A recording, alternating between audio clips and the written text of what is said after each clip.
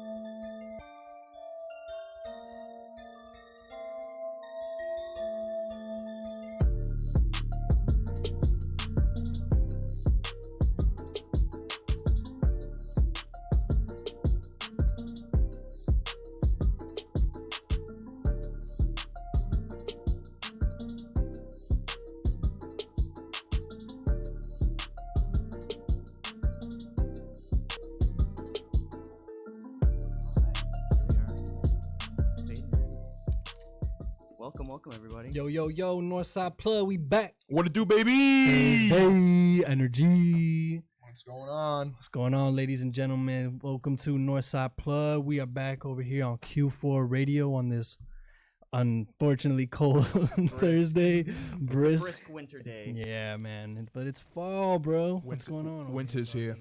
It's We early.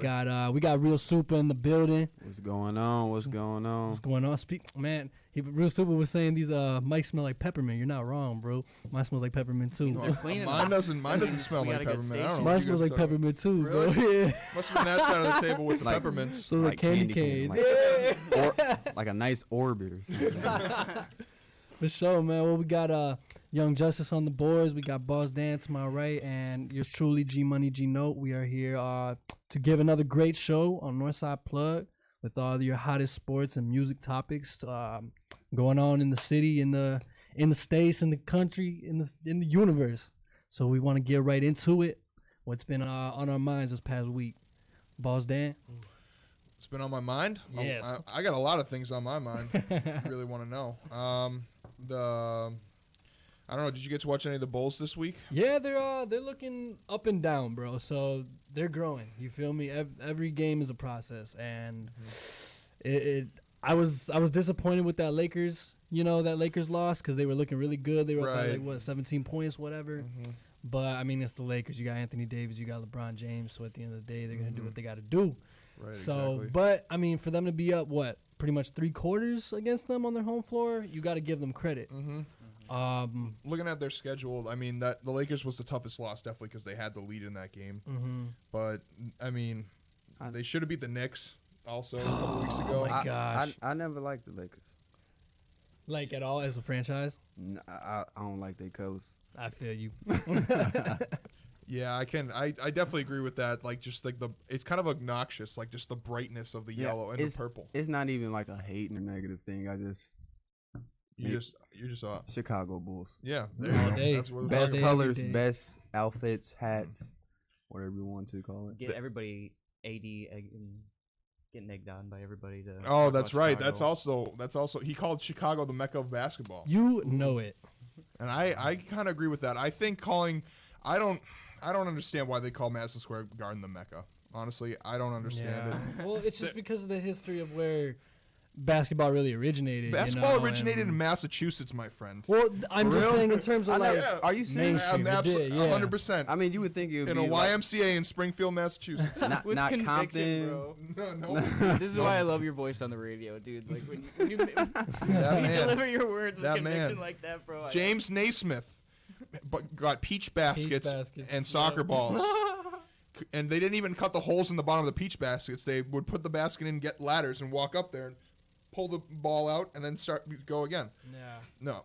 I feel like it's just because I feel like New York 'Cause it's brought that- about what we know of basketball today. Like, don't get me wrong, that was the origination. No, yeah. Original, No, I know. you know. I know. But then it's just like, I don't know, like the Bull or Chicago, just man, we just have produced so many dope players. No, yeah, that's why I agree with Anthony Davis. Like, there's been so much great talent to come out of this city, and it's unbelievable where they keep producing all this great talent. It's awesome compared to New York I think is pretty good. Like but I think Chicago's been better on a more consistent basis, especially in the recent history. I mean, I kind of feel like we go hard whether even when we ain't winning. I feel like we just made that mark. Period. At the end of the day, we're still Chicago. Right. You know what I mean? Right. Exactly. At the end of the day, we still Chicago. We still Windy City. We still the third populous city in the whole world. Like you don't.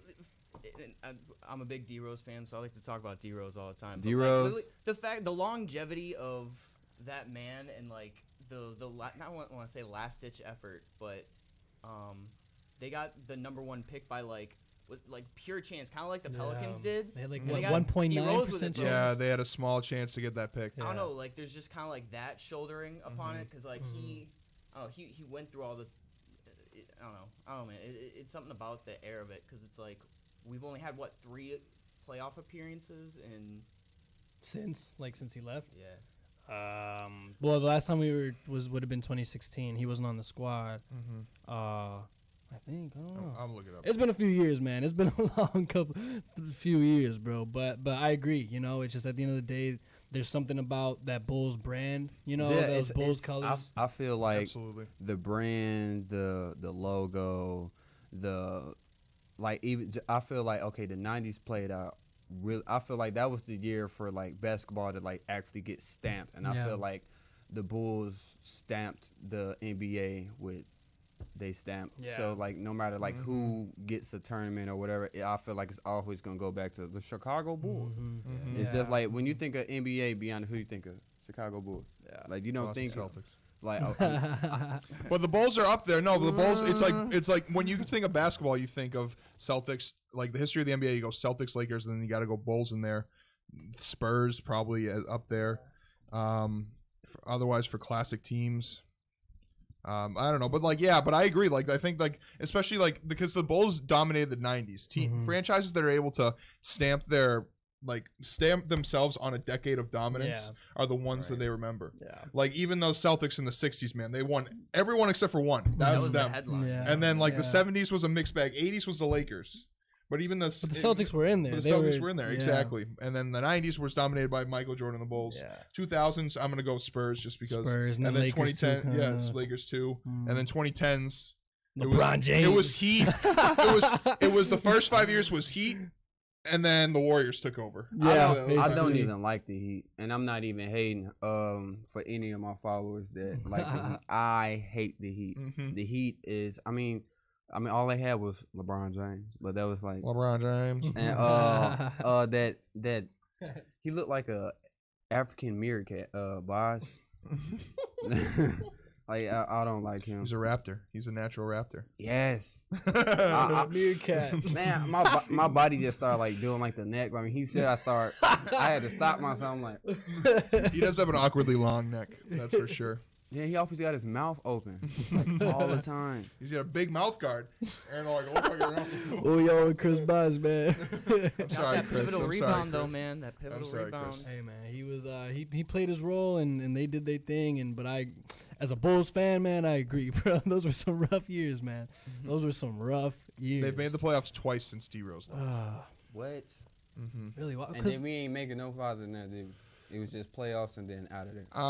No, the first year without him, you made it to the semis. I think that's when you lost to LeBron, or maybe that was the last year with D Rose on. Let me look it up. well, to my recollection, I don't remember. To be honest, I don't. Because the last time you made the playoffs is when you lost to Celtics after. it was D Wade, it was D Wade, D-Wade. and because Rajon Rondo got injured. Right. Unfortunate. Yeah, that was the killer of that series. We all know. As soon as he got injured, it was over with. We could turn it But yeah, I mean the Bulls. I think that like I think we talk about it like they're just a young team and they're gonna get. I think they're gonna get their footing. Like as long as everyone can just contribute, or if Otto Porter can score more than 11 points a game. Yeah, well, he just got injured too. That's so. true. Yeah, I'm just looking at the points of who's scoring what. I mean, Zach LaVine's scoring 20. You want to see like Laurie maybe get up there a little more. Yeah. I mean, well, that first game he put up points, even though they lost to the He's been Hornets. aggressive. Like, But he's just been shooting too many outside shots. Yeah. That's been his problem. He hasn't been aggressive. He's been trying to. He had a pretty good game. I think yesterday against the Atlanta Hawks. Saturansky had a good game. Oh too. yeah, he did. 27, 6 and 8 or something like that. Zach really didn't do So- anything. Wait, yesterday, we did talking he? about basketball, right? Yeah, we talking about the Bulls. See, that's what's unfortunate, man. Is because I feel you, bro. Like all these new players that it's you got to really tap in and be paying attention because otherwise So you're gonna say, get Like lost, I can't man. name one feel you. person on the Warriors right We now. talking about sports, starting. right? Yeah. All right, so look, it's a sport and it's official. All right, Uh-huh. so check it out. What's up? I'm a guy. I like volleyball.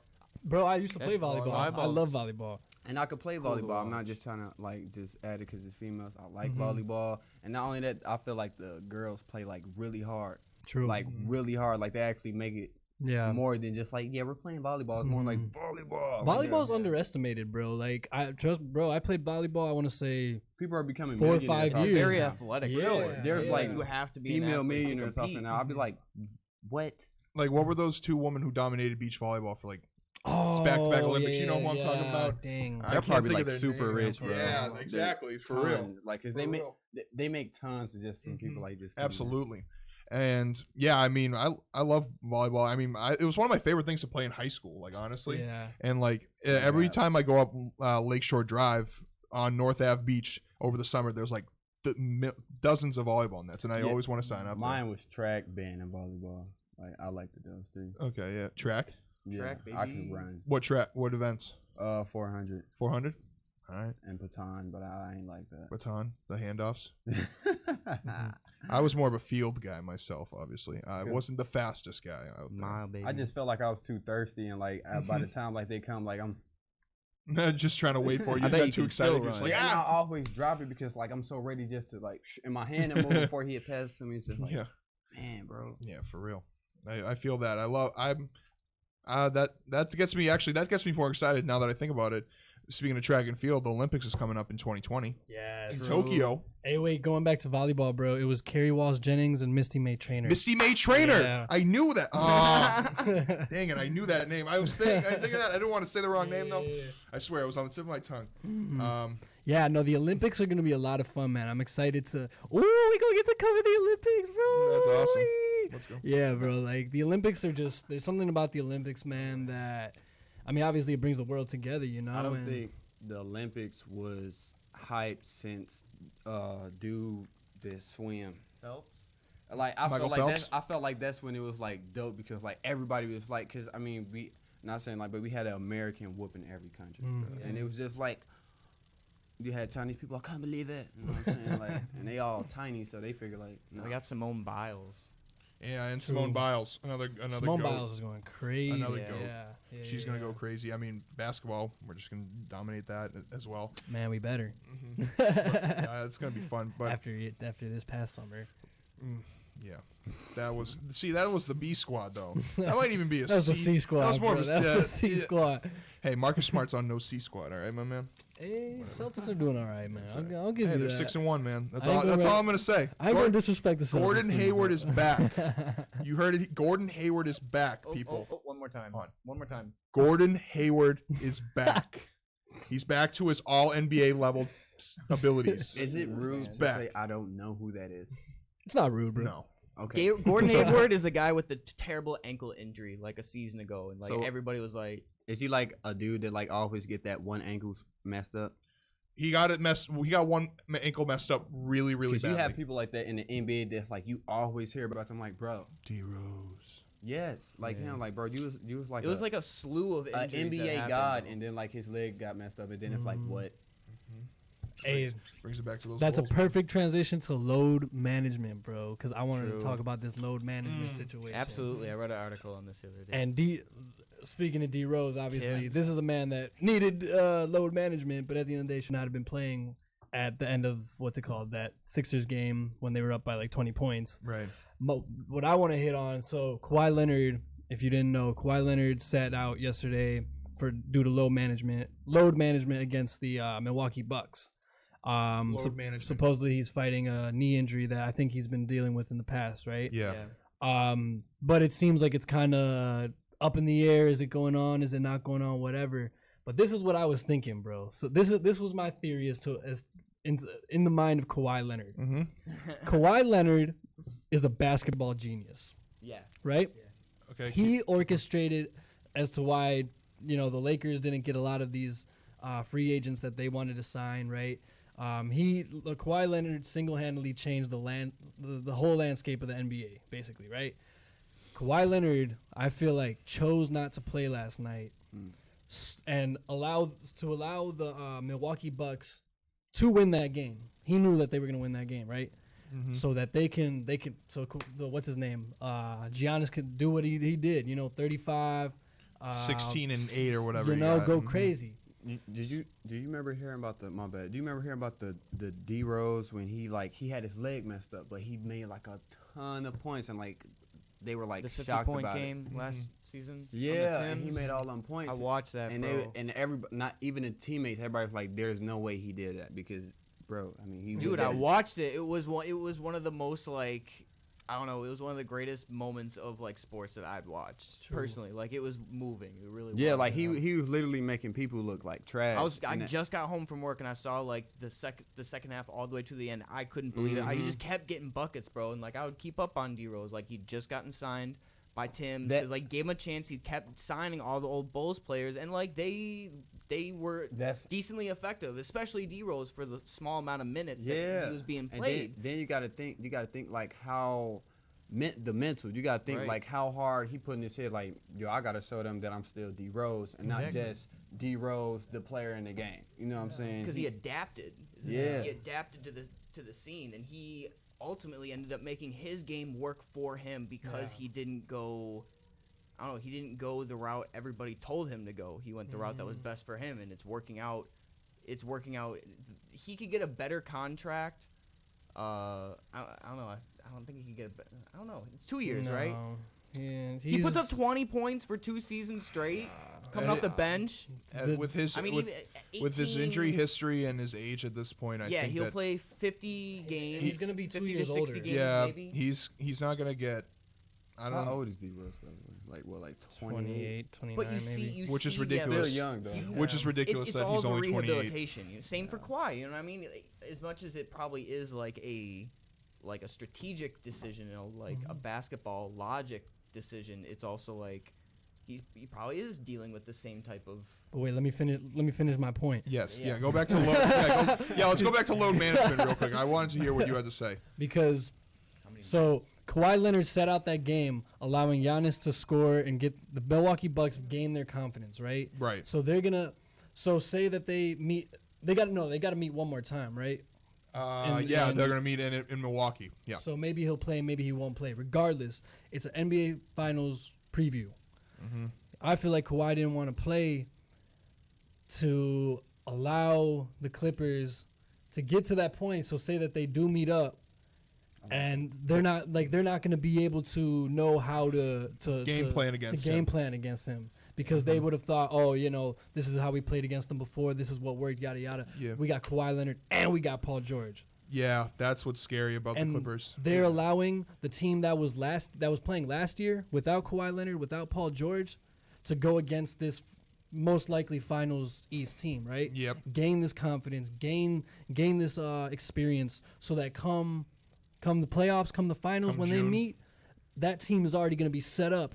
Now they can already compete with this squad, as we saw last night. Yeah, they almost won. They almost won that game. You add a a healthy Paul George, you add a healthy Kawhi Leonard to this squad, it's game over. It's game over. Yeah. Five. Because at the end of the day, you need Finals MVP Kawhi. You know what I mean? Right. And you can't have MVP Kawhi and Finals MVP Kawhi.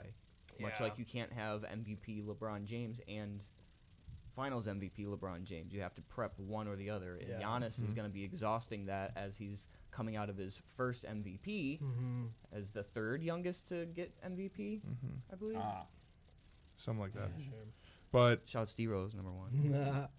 Yes, sir. And but so, yes, I agree with your point ultimately. yeah, I mean, and it's funny that I think the Clippers just handled it the wrong way. They didn't want to admit that they were literally just resting him because like load management is just a fancy word for rest. Exactly. It's just like so many syllables when you're so many letters that you only need four. It's rest. That's all it is. They just don't want and it's funny because people come out to LA to watch Giannis and Kawhi face off, and like people get angry when the players like that sit because they're like, Yeah. "Oh, I paid my money to see Yeah. Kawhi Leonard," and he sits, It's on and national it gets TV. angry. So then the Clippers handled it poorly because Doc Rivers gave like conflicting statements on the matter, and then they got fined like $50,000. I Yeah. forget what it was, but they like two different things like before and after. How he was like not going to sit out and then play tonight against Portland or however, like a back to back. But that's why the NBA's been trying to like make the season longer. Like that's why, because like I'd say like 6 or 7 years ago they started at the end of October, True. but now they're starting mid-October to try to throw in a couple extra rest days so guys don't sit as much. So guys like Kawhi, guys like LeBron at 35, guys like even D Rose who has bad knees or like someone like that, they just have more time to rest so they are willing to play in these games. Yeah. Like the process to prep for a game for a guy like D Rose, at least, it takes like an entire morning and an afternoon of just like working the knees, Body like, working prepping. all yeah, exactly. You know what I mean? Just stretching constantly, Maybe eating some the right 5-hour things, energy. whatever he's got to do. do, eat some pasta, But eat he some knows chicken. that that's the only way that he's going to be able Maybe to a score fruit points and roll-up. do what he has to do. Right. They got to do what they got to do, and they got to get in that rhythm. And sometimes they want to stay in that rhythm by sitting a certain. If like especially on a back to back, Sugar levels. like the players want to not play both. Like players hate. Like I don't think playing back to back is very favorable for the players. Obviously, Yeah. like players have said that before. There was an article on ESPN that came out a couple weeks ago about how one of the biggest detriments in the NBA is sleep deprivation. And like I read the article and they were talking about how these back to backs kind of ruin that because say you're going from like the Clippers, they went from LA to Portland. They finished that game at 9. Yeah. That's a 2-3 hour flight to Portland. They get there at midnight. They don't get to the hotel probably till 1, and then they got to wake up at like 8 a.m. to prep for basketball. Prepare for another basketball game. Yeah. So it kind of just tears on your body, and I can understand why these players want to sit, and the fans have conflicting views, and that's why it's going to be one of those long standoffs that I don't know will ever be solved. Just Well, it's a matter of like, you know, you want the business and the attributes of 82 games and the money, all about the money. as a fan, I want to see 82 games, you know, but as a player, I mean, how much of a toll does that take? Just taking all those flights, A lot, you know, yeah. having to hop on that flight and, you know, I mean, what they're I mean, probably some do the comfortable, bus. you know, Oh, true. yeah, to the bus. Yeah, if it's close depending on enough. if it's close enough. But still, just that travel and being cooped up in a bus or train, whatever, it's you get tired from that, man, you know, and then you gotta like you said, you gotta prep and practice and you gotta sleep a little bit, but then you're at a hotel and it's not like home and all this stuff, you know, and then you gotta go and Sounds you know, like touring as an artist. exactly, bro. But Kind of similar. but I feel like, you know, That's a good point. you're putting energy on the stage, and that does take a lot. But I don't feel like that can be compared to a sport where the physical dominance and that the toll that it's going to take on your body. Right. It's going to accelerate a lot Yeah. I'm faster. I'm talking as about artist. as a craft, you know what I No, mean? I agree. No, I agree with you. But Like I'm it's a different type of. just in terms of like endurance, you know, like you're not going to have endurance because.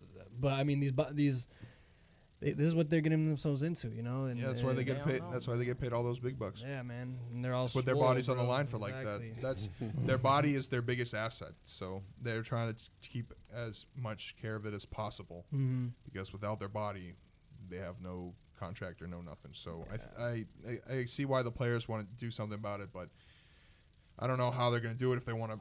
I don't know what the eventual solution is. Honestly, I Mm-hmm. think it's gonna be a couple more years before they finally decide to like narrow down and do something about Mm. that. Yeah, But- yeah. But we'll see.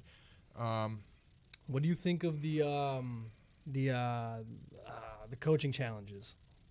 Behind that, Yeah, kinda going on? just how it's been 8 games and they've started. So for example, with who was it? Who flopped yesterday? Oh, the foul call, the foul Mhm. challenge. Eric Bledsoe, right? Yeah. Against it was Lou Williams, and Eric Bledsoe basically flopped Right. and made it seem like he got fouled, but he didn't. So they called an offensive foul. Doc Rivers challenged it, and it was an obvious not offensive foul, but they let the call stand. Right.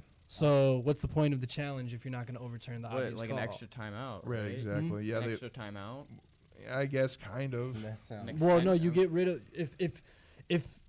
if your call if the call isn't You can only overturned, challenge it when the you ball's lose your dead. timeout. But the thing is, what's the point of using your coaching challenge, and it's obvious that the call is wrong. You know, how, you suck. how are you not going to overturn that? You know, so Yeah. what's going on there? I don't know.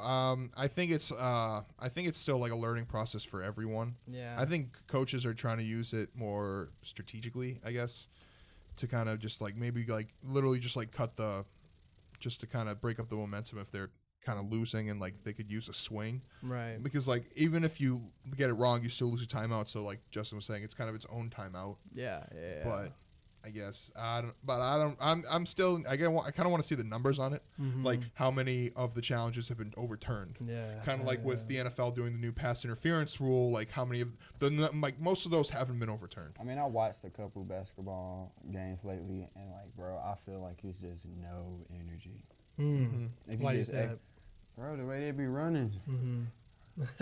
like they just came from the bar and they're like, bro, we gotta hurry up, we got a game. And then like they come out there and they just Saw Yeah. that slow mo of Trey cooking Lamarcus. And I see what you're saying. Oh, Because yeah, Lamarcus yeah, just like, yeah. just turn. And then he made that someone's pass, like, it's bro, just like, like- get Some in of the 'em- defensive some of- stance. some of them be moving like, I already got my check, whatever. Just Honestly, bro. Like- There are a lot of players who I feel like do I that. get buckets. I don't play defense. It's like, bro, it's a whole game. Like, Well, I feel like just how the players in this generation came up to the point of being NBA players as opposed to players prior, right? So 20, 30 years ago, Right. the Well, Michael Jordan era. I feel like more players had to hustle. You know, you had more players Yeah. coming getting from the vetted streets and early. everything. Whereas now everything is systematic. AAU. You know, and there's just more conditioning and everything. Whereas before it was just like you're outside, you're hooping, you know, and scouts are going to those inner cities to find the best hoopers in those neighborhoods, you Right. know. Now it's just like You go to showcases for training camps that players put on or Yeah, things like that you to basi- find those best players. you basically got It's to a whole apply different- as a player, Yeah, you know, to AAU if you're you good gotta enough. build your own resume or like your own Exactly, highlight video. It's like exactly. you put your instead of like them finding you're putting yourself out there to find them. Exactly. That's what's crazy about the new digital age of recruiting and statistics and whatever else they can pull out of there. Yeah. But And I feel like that more is just there's more that's catered to NBA players now that I feel weren't before. And obviously NBA players now are making a lot more money than they were 10, 20 years ago. Yep. So with that being said, you know, like they're making a lot more money. Hey, I'm making this money. I can just sit out a few games. I'm still going to make all this bread, you Right. know? Whereas before it was like it's life or death. Like all these players, you know, Sean Cam, Michael Jordan, whatever, like they're trying to destroy you, and they're trying to like Kobe Bryant, you know, like this. the killer mentality is kind of lost. That's why I rock with Giannis because he's got that killer mentality. He's like, absolutely. I'm not gonna sit. Screw that, bro. I'm gonna dunk on every single person that gets in my way. You know, Facts. like, Facts. I don't need a game or 2 games to sit out. If I'm injured, you know, if I have to, I will. But other than that, I'm gonna hoop and I'm gonna show you why I'm the best. And I feel like Facts. Giannis is gonna show the league that he's gonna be the best after King James is done with the league. yeah. But King James is obviously showing the league that He's he is gonna- not Giannis done. will be He's in not his done. prime. He's what, like 24, 25? Yeah. I want to say he's like 26. He himself has 26? said that he right now is only 75, 80% to his fullest potential. That's scary. That's super scary. That's scary. He is. 20. Oh, he's 24. 24, What? bro. I thought he was older He's than gonna that. be in his prime when He's LeBron our age, retires. bro. What the heck? crazy. He's our age. What? That's weird. He'll be 25. He'll be 25 How in do a you look? month Do you look? I mean, 24. Still, bro, he still got like 2-3 years before he's like before at he his- reaches his peak athleticism. Yeah. 24 is young though, bro. That's Like, That's it's like super young. stupid young. That's ridiculous. And his points have just gone up every year, which is ridiculous. What's he averaging right now? 29 As opposed to what in 8 last games, year? 27. Dang. He's just a dominant force, and Yeah. he's really fun to watch. You know who else is a dominant force in basketball? Who? Dwight Howard. Cameron Crutwig Cameron for the Crowley. Loyola How was Loyola, Ramblers. The season opener was on Tuesday, and it was an awesome game to watch. Last Tuesday, they had a scrimmage against Division II University of Indianapolis, and they stunk. They stunk out the place. It was so ugly to watch. I can't believe I was there. So we were a little nervous heading into this game, but they dominated the whole game. It was so much fun to watch Ramblers basketball get back at it on the north side of Chicago. We in back, Gentile baby. Arena. And it was so exciting to just get there. And like you see, like for my season tickets, you see the people around us again. It's like, hey, how you shit, been? how you guys Like, going? it's Yeah. been. I haven't seen him since like March. It's just like, how's it going? How was your summer? That's dope. It's like kind of like school all over again. Is Porter bringing that energy back again? Oh, absolutely. Oh, he is always bringing that energy, man. Always Sir. bringing that energy. Yes, sir. Always excited. Always. There was a good student turnout, which was nice. Yeah. 'Cause they Was were- it filled or not? The student section was filled. The whole But not place the whole was place, no. okay, yeah. So like the student sections were full, but like the 200s, you know, like the bleacher seats Sure. up top, Mhm. those weren't. Those maybe were like half Yeah. full, maybe. Yeah. So it was kind of. I thought it would have been a little bit more than that. Yeah. But I think when we get bigger schools like Davidson or Sure. once the conference games get around, Yeah, I think yeah. that's when We're it'll talking start about really filling colleges? up. Yeah, we're Okay, all right. So boom, like college.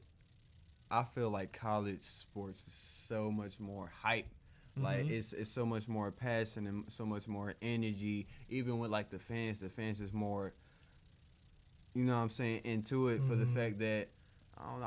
I feel like the hype is different. I feel like with the NBA it's more like, oh, that team is playing. Let's go see them. Not like, oh, bro, they finna snap tonight. You know what I'm saying? I don't feel like it's like that with the NBA. I feel like it's like that with college. I feel like all the anticipation come from college. Like you heard Derrick Rose because he was destroying in college. Yeah. You know what I'm saying? Like literally smacking everybody out the Yeah, way. yeah. I feel like that's with college right now. I feel like college got more attention, but the NBA is gonna always have like that certified check on. Sure. You know what I'm saying? That's a good way to put it. Because like there's so much heart, and like the kids are playing just to play basketball at that point. Like kind of what we were going back to about the NBA players. Like the NBA players are playing because they're getting that cheddar. They're getting all that money. Where the college players are doing it so they can prove to other people that they can do it. Prove to those scouts that they can get drafted in the lottery. Yeah. To prove to those whoever else that they can win the conference. To prove to anyone else that Loyola can go to the Final Four. Baby. Just to prove everyone wrong and kind of make a statement for yourself. And that's what's Yeah. beautiful about college basketball, and that's what you feel. That I feel that every time I go into Yeah. Gentile, just like with the energy from the students, like the student section especially. There's Like, nothing like that because like football, you have your student sections like, and like I get it. Like I mean, this might be biased because we didn't go to a football school, but like, yeah, you have your fan sections and they can get loud, but when you're in a closed arena and and the sound like just echoes, Yeah. that place can get Yeah. scary for like an opposing an team. auditorium filled with people. Right, exactly. Like, it's exactly. nuts, bro. Like that's what I'm saying. Like I love. I don't want to sound. I just love college. I love college basketball. I love college volleyball. I love anything that got to do with college sports besides band. Besides band, well, no respect for the band. I mean, I was on the band, and like, I just felt like they don't give the bass drummers support. Like I was the dudes with the tall hats that, True.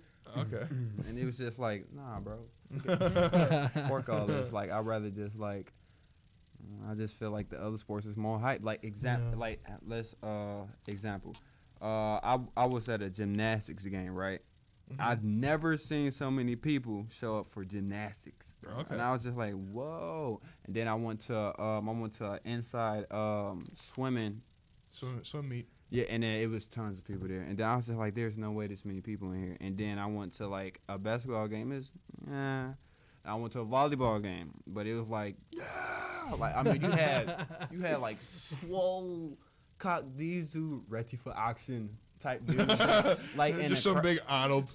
yeah, just in the crowd, just like go. I'm gonna just say a name like go Madison, and then like Madison turn around, like man, I didn't think it was that serious until like you go in person. Like people really love volleyball, baseball, all those type of sports. Yeah, it's whatever people can get behind and what people can be passionate about. And that's what I think sometimes lacks in professional is like passion. And that's what you really get from college, is doing it for your school, doing it for the so many alumni that have come before you, doing it for all the fans, the people you know, like the big Arnolds that you see in the crowds. Question: do you guys feel that the USA's performance in previous years in the Olympics has increased its viewership internationally?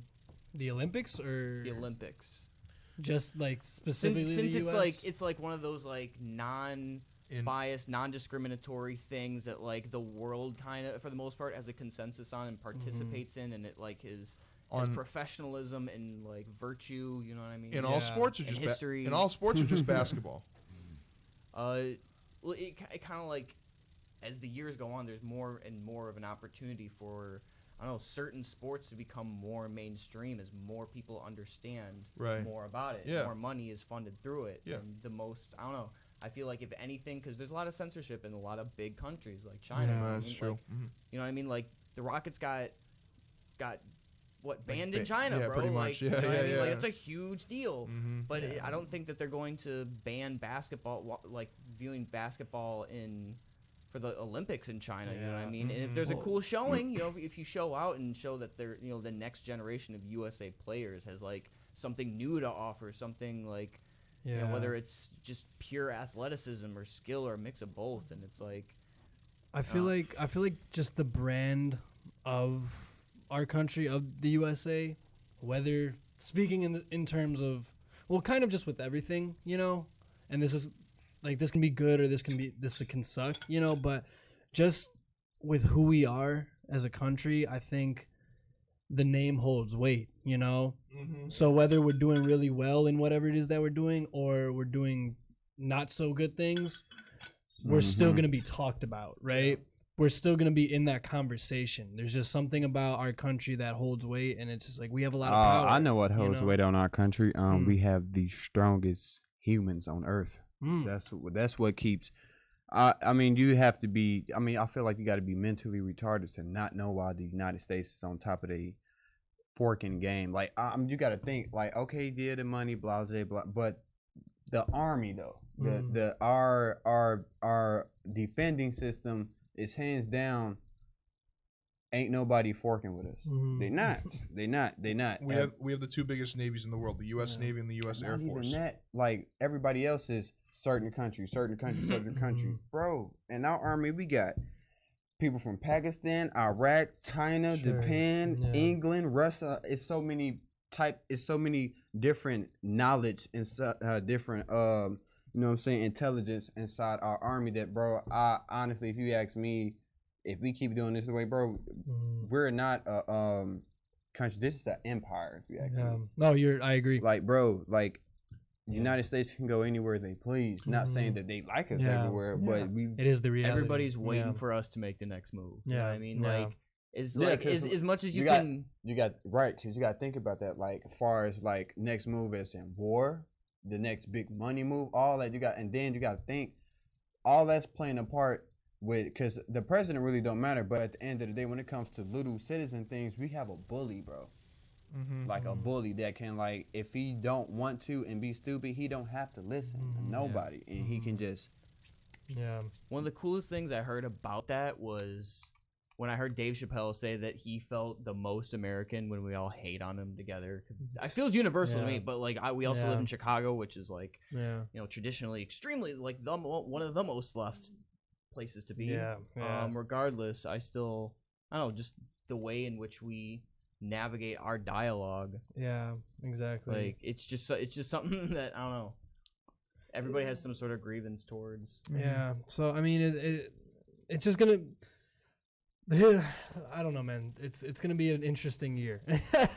You know, because it's November November 7th. 7th. Less than a year till the 2020 election. You know, so we've got a big So it's year. officially the election year. Mm-hmm. Now that that's kind of a realization. Wow, I should probably get on top of my stuff. Yeah. Know what's going on. Yeah, man. Got to do my duty as a citizen of the United States to be knowledgeable on what's going on for the politics. I think I've always been lacking in that, and I've been meaning to kind of get more into that because it's my duty as a citizen, I guess, to be part of politics and kind of just know what's going on around me. I actually, you know what I've got to do? I got to get registered to vote in Chicago. Because I live here. Yeah, I'm still registered in Hanson, Massachusetts. Yeah. Like Hanson, Mass. Like they have like 400 people voting those things. Like the poll turnouts. My mom does like the voting. It's like 8,000 people. You get 8,000 people just in like one block radius. Right. Nah. But, That's that is totally pig fart. I believe some of those systems, bro. It's like. I don't know. I feel like it's like Craigslist. Like you could just keep voting. Let's just keep voting, and then it's just like Trump. Or they might have it in the system as, and this is not being towards, you know what I'm saying, hate towards people or racist, but I feel like last year they definitely helped Trump. In what way? I mean, he's too powerful in the business and the technology system alone. Like he could have double those votes. Sure. You know what I'm saying? And they would have been like, but sir, I mean, he don't care. You feel me? We actually got somebody in the house. It was Facebook, bro. Honestly, it was Facebook. Facebook Facebook let it happen. You know what I'm saying? You got to think on Facebook, you know what I'm saying? Like, they did let it happen, bro, because you know what I'm saying, everybody, no matter what they were saying, You saw the ads. I know you saw the ads that they was putting out, bro. There was over 10 million. All right, say you got 10 million people saying they hate this guy. You know what I'm saying? Now, out of that 10 million people, I'm just giving a random number. Now, that 10 million people, do you really think everybody's gonna hate him? No. You know what I'm saying? There's some people that really like Trump. I'm not gonna sit here and say that like, oh, he's a good guy, but I'm not gonna outright say he's 100% bad, bro. Right. I'm not gonna jump on the bandwagon like everybody else. There's things that he needs to freaking, you know what I'm saying, you need to tighten up, bro. Yeah. You know what I'm saying? But on certain aspects, it's like he not letting nobody come to the U.S. on BS. He not letting anybody say whatever they want. He not letting any, just because like food stamps and all certain stuff do need to get stopped. Some people just need to get smarter, get a little wake up, get a wake up call. Some people don't have a wake up call 10 times. He's just so easy to provoke. Yeah. Like it's so it's like that's the tension in the country is like he just might do something to piss someone off, a leader enough to like just to see what they would do. Just to see what they would do. How would they act? Like that's the veil that is cast upon people. Like he what done, if? he I forgot the country, but there was where was it? It was whatever country said that they thought that our president was retarded. He sent like a whole. They didn't want to put it, but I was reading about it. He sent like I'm gonna just say troops, but he sent people up over there and they just basically started just taking people out. In America, we're not gonna say we taking people out. We're gonna see it as a threat. Like, oh, they said this about, and it was on CNN. Oh, they said this about our president. What do you think America gonna do on the sideline silently? But they gonna go over there. Yeah. And they did. And now they over there. Yeah. Well, we have a long reputation of that. Say anything. A lot of internal strife. A lot of angry white men. Facts. Y'all heard it first, folks. Another white man. No, I agree with you. White men are at it again. I agree with you in terms of, you know, like, I have a lot of problems with Trump, but I agree in the sense that you can't down him for everything. You know, he's not 100% bad. I mean, he's definitely ignorant. Yeah. He's just not suited for the position. He should not be in that position. He just he got some money to be in a position, but he's not suitable. Exactly. He's fine on The Apprentice. I like Donald Trump on The Apprentice as a celebrity. You know what I mean? Like as a celebrity, he's definitely watch Real House. You know what I mean? Like. I watch every season of Jersey Shore, bro. It don't mean that like I agree. It's just entertaining to watch, but it doesn't dictate how I live my life. And now this guy, not even you know, he was in Home Alone too. Yeah, he was in Home Alone too. He was, man. Hey, for like a quick. Where's the such and such? seen him like down the hall to your left, and then I was like, oh, what? He funny, but he always wore the same suit in movies, commercials. Well, it's his brand. The same colors. That's his brand. That's his look. That's his image. His grimy posture. But man, that's the chief. That's the chief of an office right now. So unless a year from now it couldn't be, who knows? Yeah. Who knows? It's gonna be President for the an next 30 interesting. years. It's gonna be an It could interesting be a year. woman, That's bro. for sure. It could. It's I don't want a bound to woman. happen that way. I don't want anybody that. We just don't need a woman I'm just saying it controlling could a man's be. country. I mean, it could be. It could be. Like you know what I mean? Like it's out We of. definitely don't need nobody sensitive. We don't need nobody sensitive, short-minded, short in height. We don't need nothing short from a woman. Ain't nothing wrong with short people, man. Stop talking about Jimmy Carter that way. Nah, I mean, If we have a president, she got to be like Sandra Bullock, bro. yeah. Yeah, I agree. I get where you're coming from, but I feel Like if we it's gotta had be that Sandra Bullock person. as president, I'm Sandra pretty sure. Sandra Bullock 2020. Everyone, let's go for it. Sandra Bullock 2020. I'm gonna make the poster right You know now. how, not saying it like this, but you know how fast she would win, bro. Wow, she's 55. So we got Sandra Bullock Get Oprah to versus. run, bro. You heard it here first Yo, on Northside Get Oprah Plug. to run. Get Oprah Hey. to run. Oprah. So it's gonna be Oprah She's just versus gonna win. Oprah versus Sandra Bullock in the primary. She's not even gonna She's win. to go against- for nothing. She's gonna win just off her name. Oprah. Exactly. That's how Trump did it, bro. That's how Trump did it. Yeah, that's what I. All right, that's what I was trying to tell The 46th my president of fellow the United Black States. Americans that the reason he won because his name was Trump. Like I don't care what you say. At the end of the day, he was gonna win because his name is Donald Trump. Everybody, it was excitement, regardless if it was bad or good. People like, look, bro, that's our president, bro. At the end of the day, there was enough people in all races that said, look, that's our president now. Yeah. Let's see what Chucky gonna do. You feel what I'm saying? Yeah. Like let's see what the redhead kiss is gonna do for us. Yep. And there are a lot of people that will probably vote for him again because they're. Oh yeah. He can Unless run we get again like if he a gets Mexican. impeached. Can he run again if he gets Like we impeached? could get some cilantro on this No, man. I don't He think can't. so. He can't run again if he gets impeached. I don't Nobody's think gonna- so. If he No, gets can't you run impeached, twice? Yeah, but he's Yeah, asking you if can he only gets serve impeached. 2 terms. Yeah. If he gets impeached for his first term, can he think run so. for a second term? I don't think I so. think at this point, I don't think that's a loophole. That'd be like 3 times if he got impeached. Then it's like he's right back in the office because the whole time he's getting impeached, he's still in the office.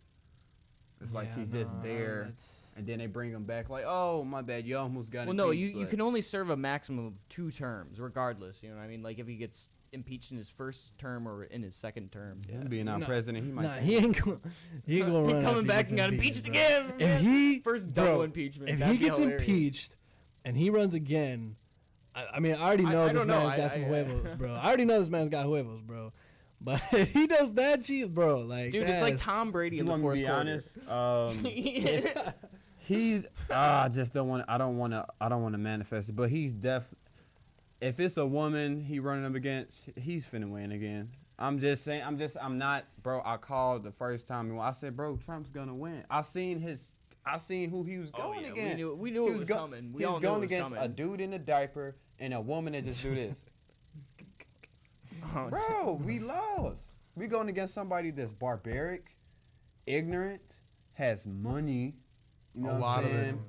saying? He has an unlimited Spiteful. swipe card. This is basically what he did for the White Office. I'm in here.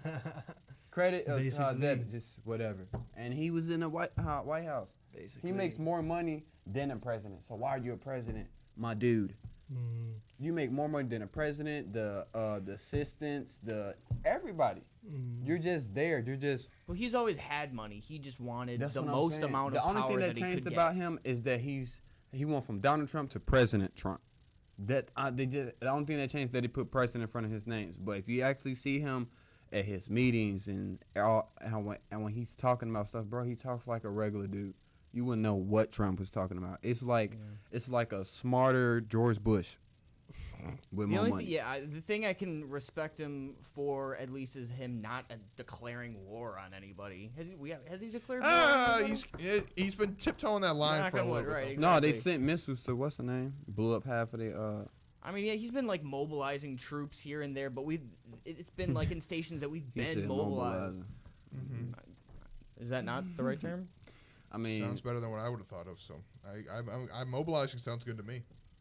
he's I don't really know though. See, like I told you, I'm politically inept. I'm got just a like- lot of Uber soldiers over there. I mean, he the most.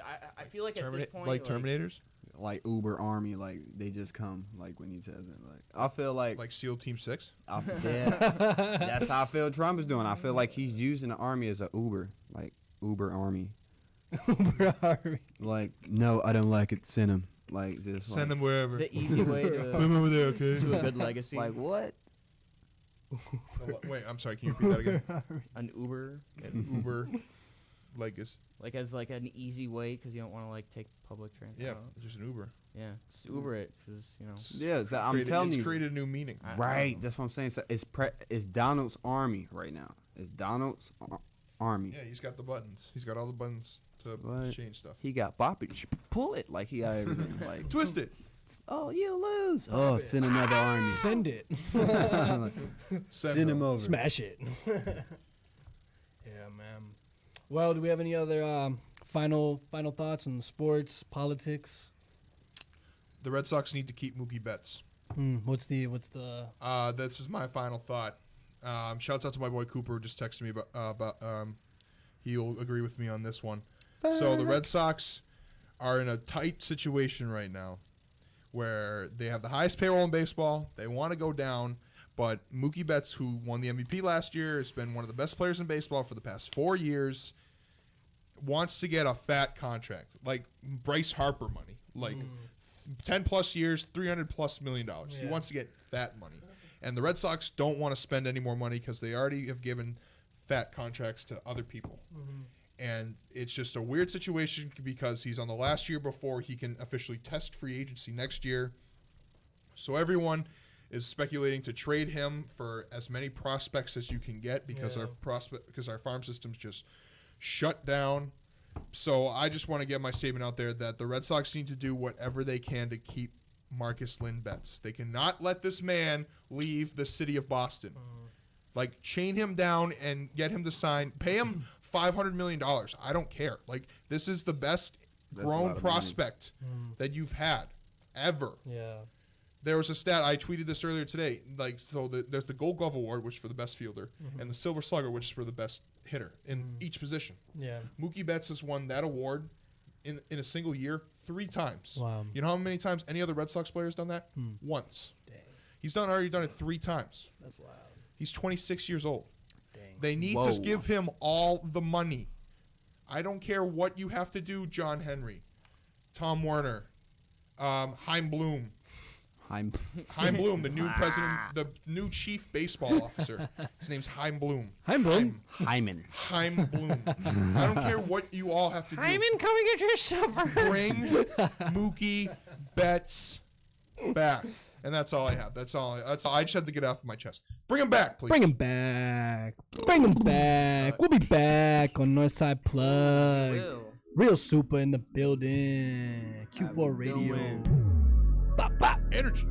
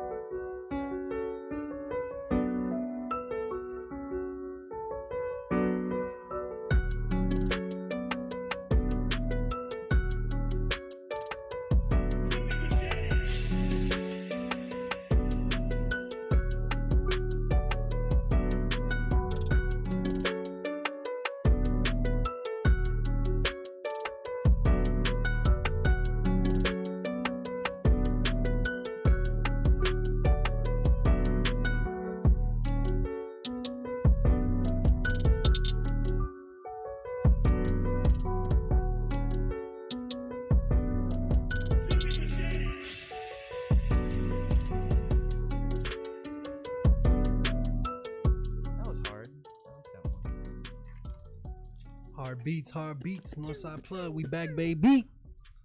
In the building. Real Supah. How we doing? How we What's doing? going How we on, doing? man? Not much. Just chilling. Just chilling. So we got Real Supah in the building. How you feeling, man? What's popping with you? How's your day been? It's been good. Just planning. I did a song today. With my uncle, and he's a engineer and producer and all that. It was a really good song. I didn't know what to name it, so but what I named it was kind of inside the hook, so I just named it Hard. True. Because it was just really hard, and I was just like, man, what I can name this? I mean, it is hard. I'm just naming Hard. And other than that, I had a good morning. That's what's up, man. So what do you want to tell a little bit about yourself? Who is Real Supah? Where do you reside from? I'm born and raised in Chicago. Then I'm gonna say my mom, she just basically tried to get us out Chicago, and you know what I'm saying, we did move around a lot, but we moved to Florida. You ever heard of Duval? Jacksonville, Florida. Okay, we went to Jacksonville, Florida, and that's basically like when I started thinking like, man, I should probably do music. You know, and like it's kind of like took off because I didn't start doing like music first. I was doing beats, like, and like, cause I looked it up to my big brother Zach. His rapper name is Stunner Bodine. Shout out to my big bro. He was just like, he liked my beats. You know what I'm saying? He always like, dude, you should rap and stuff like that. But I was like, bro, like, you hear these beats? But he's like, no, man, you got the image and all that stuff. But back then I didn't even have tattoos, and then he just basically just saying my face was the image, and I was just like, all right. But then I did this song, and it turned out decent. I did my first song. It wasn't like my official song or nothing, but like that's when I started getting to like the era of music when I was turning 18. 18 is like when everything started. Females. All that good stuff. All that good adult stuff. Yeah. Thanks. What inspired your tattoos? Man, art really. I'm gonna say school. I'm gonna say school, and probably just like other artists that's like over time, like Soulja Boy, Wiz Khalifa, you know, all those good guys. And pain. I feel like the only way to get rid of pain is to get more pain. That's the only way. Interesting. That I feel like that's the only way you can get rid of pain is to something that's stronger. Do you want to like dive in? Yeah, it's a turn on. Okay. Mentally, emotionally turn on. Like when I get tattoos, I laugh. No, I'm not even just. I laugh. Like it's just like, and like the tattoo dude, he was like, what's wrong with you? And I'm just like, bro, this feels good. And then he was like, what? I'm like, yeah, it just feels good, man. And like I just felt like I always had like a rough life, so like I felt like how I express and how I get it off my chest is through tattoos. You know what I'm saying? Like I had you know what I'm saying, a brother passed. Chance, that's his name right there. I even got the wristband. So it was just like, and his favorite quote was, "Everything happens for a reason." But that's what I used to tell Chance all the time. You know what I'm saying? That turned out to be his favorite quote. Like when I moved away, like I wouldn't even move, but I just left for a little bit. You know what I'm saying? And like 4 or 5 months later, it's like, yo, Chance got hit by a train. I'm like, damn. But skip. It was just like, what? But I could look over it now. Not really, but you know what I'm saying? It's not like how it was the first week. It was just like, you know what I'm saying? But now it's just, I feel like nobody should get used to pain. Nobody should get immune to feeling like the world. Nobody should feel immune to the world being on top of their head. You know what I'm saying? I feel like we in a dead age now where like, with pain, either you gonna overcome it, or it's going to kill you mentally and physically. You know what I'm saying? And I feel like if you're a strong human being, I feel like you got to be strong for this day and age now. Not even just like in this generation and that's coming up now. I feel like you have to be strong mentally just to be around. You know what I'm saying? I feel like I rest in peace anybody that's done died. I just feel like anybody that's like losing it or like committing suicide and they just not strong enough. You know what I'm saying? And I don't got nothing against weak people, but some people don't have it in them to be strong. You know what I'm saying? Like I had a homegirl, Savannah, hung herself. You know what I'm saying? And people always like, Lorenzo, how you deal with pain? Not knowing that I'm more hurt than any of y'all. You know what I'm saying? But somebody has to be strong. Somebody has to be the bigger man in the picture. Somebody has to put the smile on their face so everybody else can get a smile on their face. You know what I'm saying? And I feel like even when you destroy it, you gotta act like you said, put together, because that's the only way you're gonna be able to move forward. And at the end of the day, like, not one person on this earth isn't dealing with something, you know? And it's 100% that. It's survival of the fittest out here, you know? And you have to, we all lose people, you know? It's part of life, you know? Death is a part of life, and it's healthy to, you know, to grieve and to cry, you know, but you have to get to the point where you understand for yourself, like, time is moving. I can't sit here and keep grieving and allow that to tear me down. I've got things to do. The people that I lost would want me to keep moving, go harder, because, you know, because you got to, because life is going on. You only have this time frame of life, you know, before you pass, that you got to fulfill as much that you can get done in this time, you know, bro. And that's my whole motivation right now in music, because there was some point in time like how I told you I was doing beats, you know what I'm saying? Like I did like a video for my brother channel. It was some years ago, you know what I'm saying? Just to have him have a video for his channel, you know what I'm saying? Like, bro, I need a video for my channel. So I'm like, all right, bro, I got you. And I did it, and it caught some steam, but it caught regular steam, like hometown people down the street steam, you know what I'm saying? It caught hundreds of views, but I'm just like, and that caught my attention, like, oh, bro, I can really hit them with an actual video. And I still didn't do a video.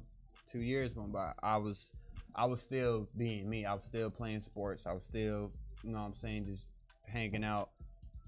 And like, I don't know, bro, like just a lot of forked up stuff just started happening. You know what I'm saying? Like, one, I lost a daughter. Then, you know what I'm saying, lost a bro, you know what I'm saying? And then my mom caught type 1 and type 2 diabetes, you know what I'm saying, on top of cancer. It's just like, damn, it's just like something got to give. It's a lot, you know what I'm saying? I just feel like, bro, it's somebody got to make it happen. You know what I'm saying? I don't care who make it happen. I don't care who brag about it, but somebody got to make it, bro. You know what I'm saying? Somebody is, bro, we getting too close to 60. You know what I'm saying? I'm not saying that 23, 20, 30, whatever, but years don't stop. You know what I'm saying? And goes by fast. I feel like my nieces and nephews and my brothers, just my brothers alone, even my mama, like, they should be able to wake up and be like, hey, Lorenzo, I'm finna go buy this, or I'm finna go get mom this other car that she like, and not have to worry about a dime after they spend it. You know what I'm saying? Or like, just like, say y'all friends, I'm just like, hey bro, here's 300, just so, you know what I'm saying, just in case you need it. You know what I'm saying? But I'm not worried, because I'm in a position where I could be like, here you go, bro. Or hey bro, put this to the new radio station. Remember that when we first stuff like that. You know what I'm saying? That's the type of dude that I want to be, that I know I am. You know what I'm saying? Because, bro, I help out when I got little. You know what I'm saying? And like, I feel like not everybody see it, but certain people gonna see it. Not everybody gonna help you, and not everybody gonna disown you either. You know what I'm saying? I feel like it go both ways in this world. Is you gonna get the positive, and you gonna also get the negative. 100%. You know what I'm saying? I feel like a lot of people, they be like example, let's like just scratch that real quick before we go on. Like, example, when people be like, they base everything off of God, the devil, or luck. You know what I'm saying? Like, it's not, I'm not saying God or the devil or luck got me to where I'm at in music in the social media era. You know what I'm saying? I did that. You know what I'm saying? The devil didn't. You know what I'm saying? Oh, the devil made them, they hate on because, oh, the devil did it. Or, oh, yeah, that was God probably. God made that happen. Nah, man. We got to stop picking and choosing and picking and poking, because it's just not right. I don't feel we need to down glory or luck up ourselves like, oh, bro, that was luck, bro. Nah, bro, it's because you kept going. You believed it, you know what I'm saying? Or you actually made it happen. Now you can get props, you know what I'm saying? And either way, but I don't feel it's a good props, bad props. I feel like that's us. You know what I'm saying? Because what is free will if they doing it? If they doing it, then it should have never happened. You know what I'm saying? If they doing everything, if God is looking down and Luce is looking up like, okay, let's well, I'm put it back, and then his like, then what is we doing in this? What are we just puppets? Yeah. Free will puppets? Have you ever heard of a free will puppet? No. Yeah. No. Well, I think, you know, just the label of God and devil and the devil. Obviously, everyone has their own critique and take on it, but I feel like going based off of what you're saying, because I agree with you. You know, like I feel like at the end of the day, we as people take those forms, right? So when you're doing good, that's the form of God, right? When you're doing bad, I don't know. So for example, say you're walking down the street, right? And some dudes come over and you get robbed or whatever, right? You're going to say, oh, that was the devil or whatever. But I guess what I'm saying is like in that situation, that's you encountering the devil in that form, right? But that's through people. And I feel like that's wrong because like people do that a lot in the music industry. Right. Like people always like, oh no, bro, as I feel like as far as I got in the music, like the people I looked up to, they gave me motivation, and which I'm basically giving myself motivation because I'm motivating myself because they motivated me. You know what I'm saying? It's just like, all right, example, my nickname is Zuril.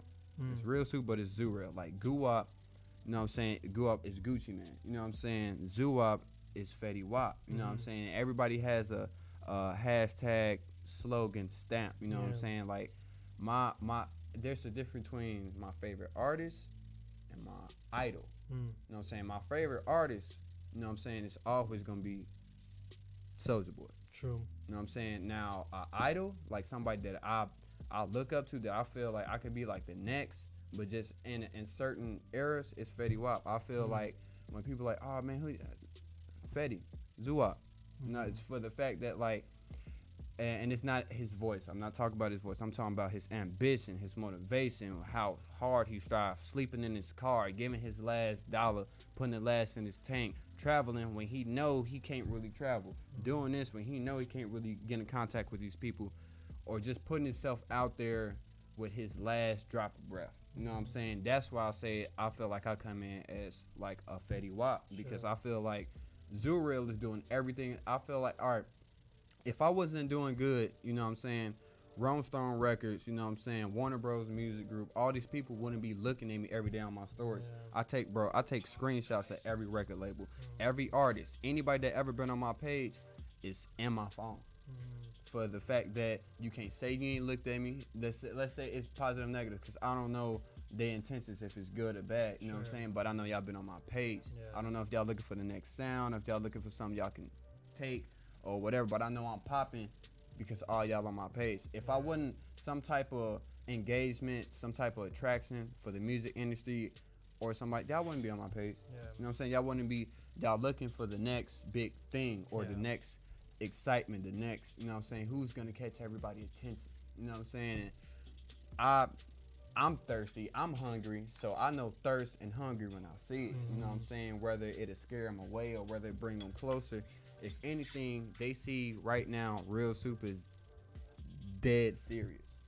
And like right now, bro, I feel like I got all the juice. I just need to get this juice to somebody. Or somebody needs to take some of this juice so they can see how good it is. Yeah. And that in a music sense. Yeah, I feel you.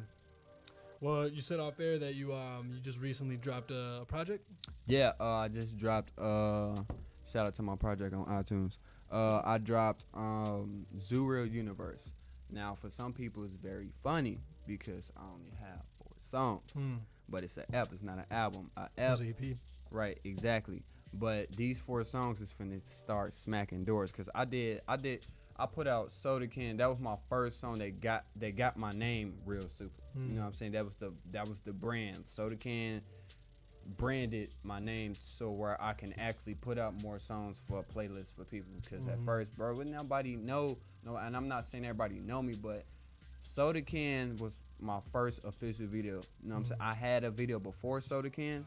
Was Willow. I'm not talking about far as quality, but I'm talking about like the hit. You know what I'm saying? Soda Can hit as Real Supah, so people knew me off of Soda Can. Now that people know me, now I need to keep the momentum going.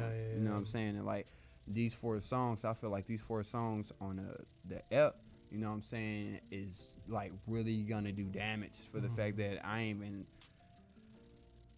It's the energy in these. Not saying I ain't had energy in my life, but the energy in this ep is strong. Like it is like Xerxes strong. Like Sure, I yeah, feel yeah. like it's gonna take over anyway. And now like I'm not even finished. Like I still got singles I'm finna drop. You know what I'm saying? Back to back. I still got a tape I'm finna drop, like an actual mixtape on top of the ep. And then I'm gonna smack them with another mixtape. Like, I got 2 mixtapes that I still haven't dropped yet. So I True. feel like I'm just gassing them. Like I got a lot of gasoline coming You got towards a whole me. marketing campaign, man. Yeah, A and whole I campaign, and man. like I noticed another thing. Like my supporters, I don't like calling them fans, but my supporters see how serious I'm getting, so they like, oh, so, and everybody's sharing it. Like I done had like one dude hit me up to like, bro, that tape. You know, I'm just like, what's up? You know what I'm saying? He ain't say like, bro, you only had 4 songs. Like, bro, they were so short. The only response I got was, bro, it was heat. Like, and that's the only response. I'm not trying to give like a ep or an album of 30 bull crappers. You know what I'm saying? Just like, oh, how many songs you got? I got 30. You know, I got him on it, her on it, him on it, and all these people you paying for features that's not finna support it or share it. How about you put out your best songs and you push it to the top instead of waiting for a handout? You know what I'm saying? Because I feel like the only way you're gonna get a handout if it's another Usher and Justin Bieber type of vibe go on again. I feel like this the only way you're gonna get a handout if you have another Usher and Justin Bieber moment. Like, oh, that's okay. Let me just grab him. You know what I'm saying? But it's getting to a point of age where people have to have the confidence and the motivation to give you the yes, man. Like, okay, we see he got potential, but we don't know his personality. Yeah. We don't know how he's rocking this. And I feel like right now, like that, I'm gonna use me example. I feel like they're just watching to see how my actual approach is, not what caught their attention. Am I gonna keep their attention? You know what I'm saying? Am I gonna keep that excitement that they heard about? Like, let's say if they just heard like, hey, you heard of Real Supah? Oh yeah, he's. Look him up, check him out, see how he's going. Now they looked at me because I feel like if a person that's like if you do this to a girl, you already I shouldn't even have to say nothing. You know what I'm saying? We already know how that. So I feel like if a record label do this, but then they're trying to figure something out. One, they're trying to figure something out. They're trying to see what areas you can pull better in. What's your signature? And like it could be, but what can we push out of him that'll push him as far as he can go? Is it his image? Is it his style? Is this what out of him can we push to the top to push him completely as who he is? You know what I'm saying?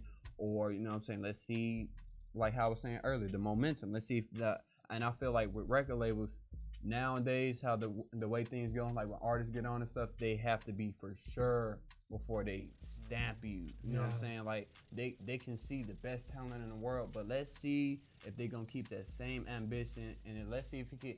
Or like with females, and I feel like it's with females too. Let's see if they can keep their look. Let's see if they stay in shape. Let's 4 months later, let's see if he's not chubby. Let's see if he's not some weird dope fiend looking. You know what I'm saying? I feel like they look for those things. Like, okay, all right, now let's do it because he still got that same momentum. Let's get it while he still has it. Not, we'll pick him up and then let's check him out. And then if we still checking him out and it's still gassing, then yeah, let's grab him. And I feel like that's how it is with any artist. You know what I'm saying? Not just with me because I'm getting a little buzz. I feel like it's with anybody that they looking at. Let's see if they're gonna keep that same ambition, that same potential before we sign some off or get them some type of coast or whatever it may be. You feel me? I feel like they just need to be for sure. Sure. So do you feel like, I guess where you're at right now, would you want to like continue to stay independent, or do you feel like you're kind of gearing towards ready to be signed by a label? Just get signed, because I feel like even if I get a 360 deal, I feel like my image is going to flip it 3 times. Like I feel like I can get a Chris Brown deal and just like, because Chris Brown didn't have the best deal. It wasn't bad, but it wasn't good either. But he wasn't bad. Right. You know what I'm saying? He's Chris And Brown. That's what I'm saying. I feel like even if I sign a deal for, let's say, you know what I'm saying, I'm be honest. Let's say I sign a deal for 30 bands, 40 bands. You know what I'm saying? I'm not stupid. I'm not finna go buy a $10,000 chain. Yeah. You know what I'm saying? I'm not finna do that. Me, I grew up on a budget. You know what I'm saying? And I can make a nice budget with life. And not only that, like, example, I got on Guess shoes right now. You know what I'm saying? But Guess is a really nice clothing line. It's got really nice shoes if you look into them. But I feel like I get signed for something like that, I'm going to flip it, like, just in the keep. Like, they're like, wasn't that the guy you guys signed for? Yeah, dude, he's worth $2 million now in a matter of months. You know what I'm saying? Like, a lot of, like, and I feel like that's independent or, you know what I'm saying, record label, because even when you're independent, sometimes you get a cosign through the record label or distribution. Like, I'm going to use 6ix9ine. I'm not going to talk about his legal problem. I'm talking about his music. As far as the music goes, 6ix9ine was a genius. You know what I'm saying? Regardless, if he wasn't all the way signed on a record label, whatever, bro, the man was made over $6 million just off of shows. You know what I'm saying? And like, people like, oh man, it take 8,000 to throw a video on World Star. Okay, but he's smart. He know he ain't just throwing no bull crap on World Star. He know, okay, this 8,000 to throw it on there. Okay, but he has a hit. Yeah. You know what I'm saying? So this hit is gonna make more than 8,000. You know what I'm saying? Not only that, okay, you put on World Star, but World Star is sending it everywhere. So if it's a hit, you finna do, let's say he make 100,000 a show. Oh, bro, he just made all that back. You know what I'm saying? Right. Like, a lot of people like, nah, bro, like, and like certain record labels, they listen to artists, and some record labels don't listen to certain artists that know it all and stuff like that. But if they see an artist know what they doing, they gonna let them do their thing. You know what I'm saying? If they feel like they just doing anything, just throwing anything out there, I feel like a record label, that's when they put you on the shelf, that's when they say stop. Yeah. No, we don't need you right now because you're not doing what we need you to do, or you might not be listening. And I feel that's like when artists get butt hurt and stuff like that because they get a 360 deal or they get a deal for 40, 50 bands and then they broke the next 3 weeks. Why would you spend all that money? Because you think you signed, they're gonna give it to you again? Nah, man. You gotta, they gave you that so you can establish your more of the person they was looking for. Yeah. It's a loan at the end of the day, you know, and it's how you use that money. Justin, did you have something you were gonna say? I was just gonna ask him about his process when he's like gets in the studio, how he works. How do you work? For me, it basically come like, I'm gonna say it's off the top of the head. Like, all I gotta do is hear the beat. If I hear the beat, after that, the hook come. After the hook, it honestly, it don't take long for me to write a verse. Like, for the fact, like, I'm a music junkie. Like, if I hear a beat and it's, my brain is automatically going, dude, turn up. Cause I love music, like, and it's not just like hip hop. I love pop, rock, country, gospel, opera, all that freaking hitman type music. I love all that. I love all of it for the fact that, like, it's just in me. It's not something that, like, I had to pick and choose. Like, the first time I heard opera music, it was like, it was just like, wow, that sounds amazing. You know what I'm saying? And like, the first time I heard like country, it's like, well, I ain't wearing no boots. You know what I'm saying? Every feel got a different feel. Like, when I heard gospel, the first time I heard gospel, I felt like Steve Harvey. I felt like I should have had on a suit or something. And like, the first time I heard like techno music, honestly, I felt like I should have. No, this is not, and I mean this in all seriousness. I felt like I should have had on like some man cowboy booty shorts with like a swole pink cutoff, just like, I just feel like like, it should have really, I should have been like really, and not, it ain't even about being gay or wearing like, I feel like party hard. Like, when I hear techno music, I think of like Lady Gaga, Rihanna, and everybody else in the room like super trashed, and it's just anything goes. Yeah. When I hear like techno or anything in like that, or like the whoa, that type of music, just make me feel like, all right, time to get stupid. Yeah. You know what I'm saying? It's just like clubby music kind right, of. Right, exactly. Yeah. Definitely, I can definitely feel that. I think that's where great separates good artists from great artists is like listening to other genres. Because like you can have people that just listen to hip hop or just listen to rock and or like just like focus on one genre. But I think that's what's beautiful about music is that there's so many ways to create a song or to create or just like to create whatever you want to create, whether it is. And I think it all influences each other and like it intertwines in different ways. And the best artists are the ones who are able to kind of make it the mixture and make it intertwine like that and kind of bend genre bending music. Thank you. Sorry.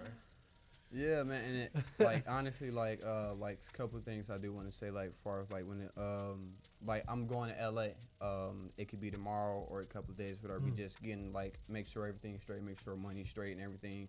Like this dude hit me up, like he done like did major, you know what I'm saying?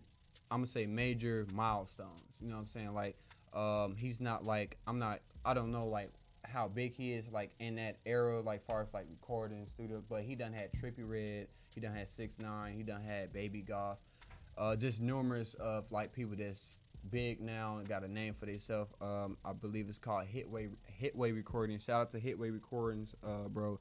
Shout out to you. He offered me he just like come through the studio, and I'm not even in LA yet. You know what I'm saying? I was just like, bro, I got an interview with Q for radio in Chicago, and he was like, oh, okay, well, just hit me when you're done. I was just like, I definitely will. Like, I don't think any artist is going to deny free hookup studio time from a big person, not only a big person, but somebody that could put money behind you. And me, I was just browsing through like some artist's page, and one of her name is Kova. I believe she's based out of Los Angeles, whatever.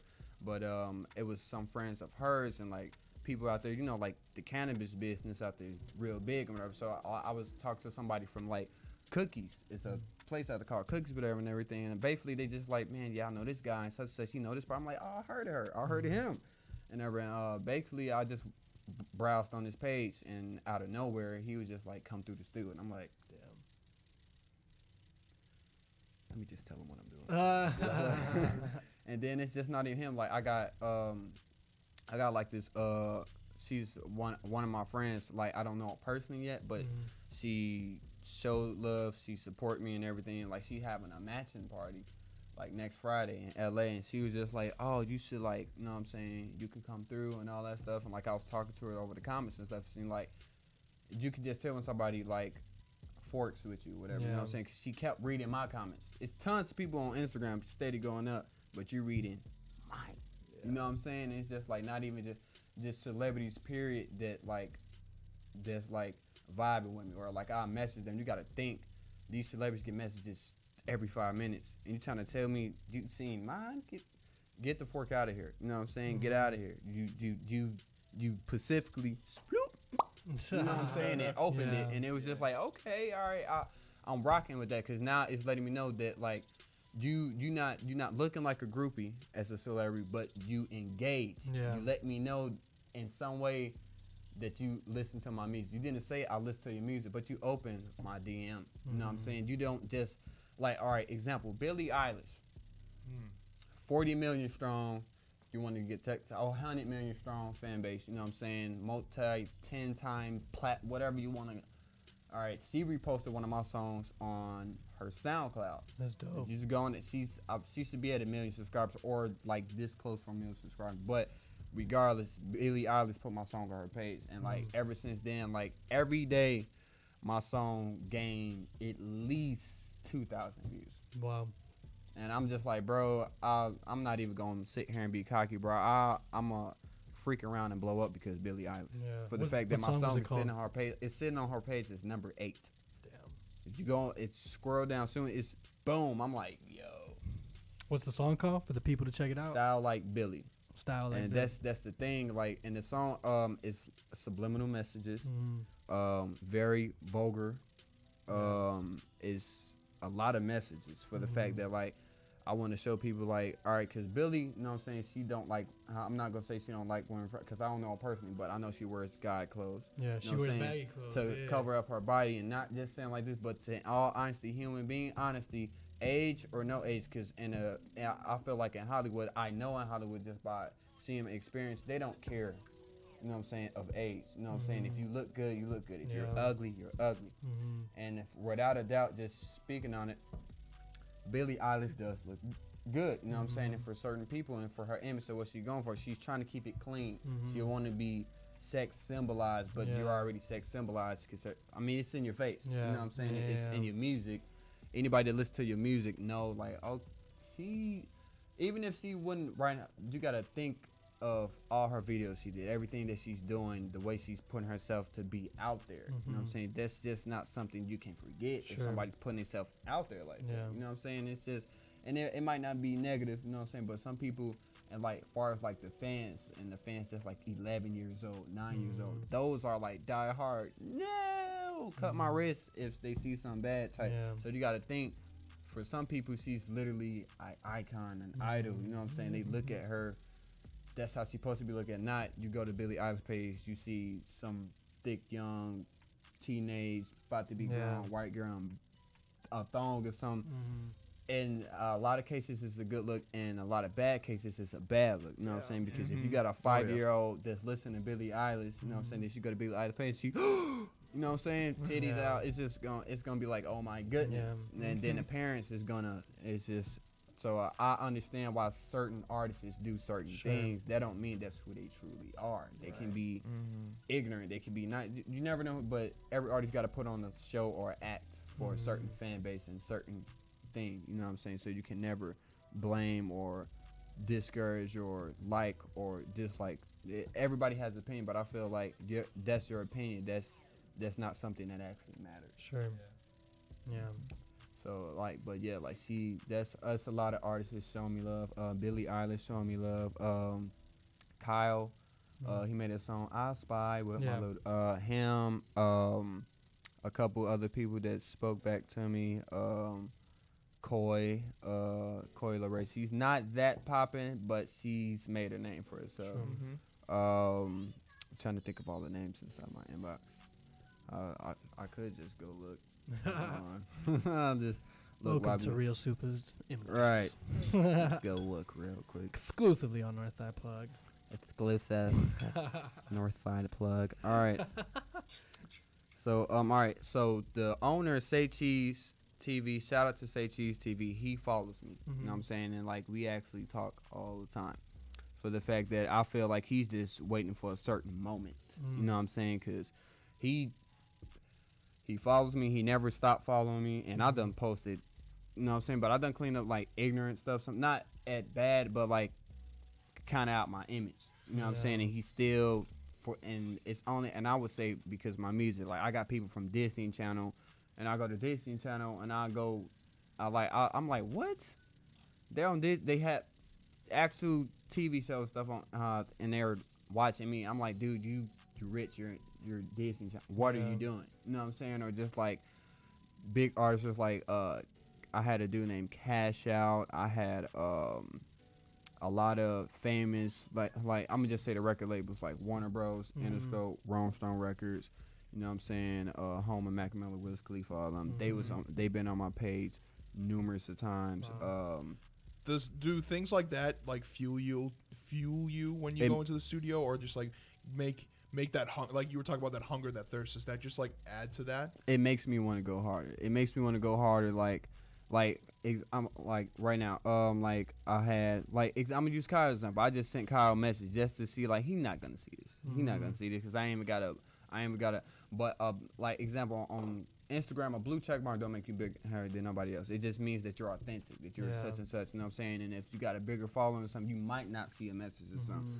But you know what I'm saying? Like first time I messaged him, you know what I'm saying? He messaged me back. All I said was like, bro, your movie inspired me, bro. I think you're like seriously cool. He was like, thanks, man. Smiley face.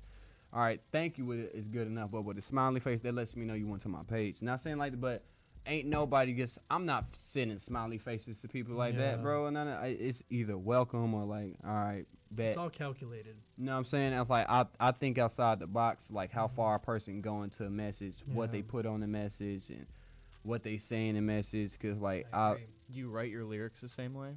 I write my lyrics as I hear the song. Like after I write the hook and the beat's still going, it's just like it'd be like pulled up with my guys. and I eat some. Like, not saying that's what I would say, but like, it's just, it's like, Snaps one. yeah, You feel it into existence. it just comes, and it's just like I done had like a lot of ups and downs in the studio, like, or like I'll be recording and like I like stutter. Like today I stuttered so many times, and it wasn't because like I just, if even, and sometimes I probably didn't even mess up, but if I feel that it wouldn't, if I feel like I didn't hear it come out right, I'd be like, scratch it, let's do it over again. You know what I'm saying? Just because I don't want to be like, yeah, it was straight, and then when I hear it in the speaker, I'm like, ouch, nah. Like, nah, I knew I said it. You know what I'm saying? So like, I never want to like irritate the person that's, because I'm only recording, so I never want to do it too many times, but I also don't want them to keep something that'll irritate me and them later. Like, I don't never want my aunt to be like, oh man, I said you know what I'm saying? I'll be like, yeah, we said it did. You know what I'm saying? Bro. Every single time I do a session, I'm whether I use it or not, I keep the take. You mess up, and there's always something you can use. You know what I mean? That's why I love Young Thug, just like his meticulousness for his takes. You know what I mean? Yeah. His memory and his, that meticulousness that he has for it, allows him to create a sound that's purely unique to him, because he knows. I don't know. He works with people who knows how to organize the way that he thinks. You know what I mean? That's how a team. Like, you can look at the NBA. You know what I mean? You have a centerfold and the pieces around it. Sometimes you have two, sometimes you have three, and it gets easier from there. And the same goes for teams. You know what I mean? I make the distinction between Chance and Saba. I think they're both equally talented. But Chance's team has just always been able to kill it. Rapper? Chance the Rapper. Yeah, I feel like I'm gonna speak on him. I've been waiting to speak on this dude. Chance the Rapper. I'm not gonna say he's by far a good rapper. Do I like him? No. I'm gonna tell you why. Cause he acts. All right, correct me if I'm wrong. He's from Chicago, right? Correct me if I'm wrong. Yeah, he's from Chicago. Why are you scared? Like, I've never seen somebody act like they're so scared and act like they're so proper and better than somebody when they get there. It's like, Chance. Are you talking about in real life? In real life, bro. Like, he went to prep school. You know what I mean? Like his upbringing. Like he was like, he was just like, I was watching this episodes on Netflix or whatever, and I even watched this interview before, like how he talk about people from the hood. You know what I'm saying? It's just like the way he talk lets me know you ain't actually been where we been at. You know what I'm saying? Because Chance, you supposed to be right there with us. You know what I'm saying? Like, you talk about, oh no, I don't like his lyrics. It scare me. What? They scare you? You talking about Chicago artists that scare you? Bro, you from Chicago. It's not like we just talking, bro. We actually gotta live this. We actually out here. We actually gotta walk down the block ducking our head. Got the stick on us because we have to keep the stick on us, bro. There's grandmas that walk around with a pistol, bro. You know what I'm saying? And all that type of stuff. Like, Chance, what do you mean Chicago artists scare you? Yeah. Bro, some people is really out here. Some people really can't move out the hood, bro. Some people really paying $500. Some people really got to sell drugs to pay their rent or pay their mama's rent or to pay off just to get gas to go to work or just to pay off anything. You know what I'm saying? It's just like, I don't feel like, and like whether, I'm going to say it now and I'm going to say it in my bigger interviews, I don't feel like Chance the Rapper is 100% that dude when it comes to like, I feel like for Chicago, you're not repping Chicago. You're repping like the suburb Chicago or like some type of far north end or something. You're not repping Chirac. Authentic. Yeah. I don't feel like you from Chirac. I feel you from Chicago. Like, I'm from the South Side. I'm from Inglewood. I actually had to live in some forked up stuff. You know what I'm saying? So, and for the people that's watching, I'm saying forked up because you can't curse on here. But I respect that. I've been liking that. you know what I'm saying? Like, there's, you know what I'm saying? Like, no doubt about that. Chicago is in my blood. Like, ain't nobody just can walk up to me. You know what I'm saying? Unless you got 7 dudes with you, then I'm gonna play it smart. I know I've been in those situations, but one dude, oh bro, what's up? You know what I'm saying? Like, I ain't with none of that. You know what I'm saying? But I also got common sense too. Like, I'm not like, example, I'm going to LA. I'm not finna bring Chicago to LA start acting like, oh yeah, I'm from Chirac. What? Like that's not a good look for your city. A good look for your city is come out there and they be like, hey, you from Chicago? You be like, yeah, I seen the vibe. You know what I'm saying? Not the I'm from Chicago. You know, it's just like what you naming blocks and everything else, but it's LA, I feel like that's you know what I'm saying. Certain places like you got Crenshaw, Inglewood out there and stuff like that. But I mean, like I feel like you gotta really be looking for it. You know what I'm saying? Even in Chicago, but in a sense in Chicago, in certain areas in Chicago, you ain't gotta look for it. They ain't even looking for you. It's when they see you. You know what I'm saying? Like I can't go to the South Side and just walk out like like it's no. It's robbed, raped, beat up. Everything in the arsenal is coming at you. Like it's gonna be like it's gonna be like a freaking what's that game Fight Night Round 4? He was like his left eye showing signs of abuse. Like it's gonna be like that, but in real life it's gonna be like it's hard in Chicago. Yeah, so because Chance isn't really from that Chirac, that's why you're kind of like I don't right, okay. I'm not gonna say like he's a bad rapper. I just don't like him. Right. Okay.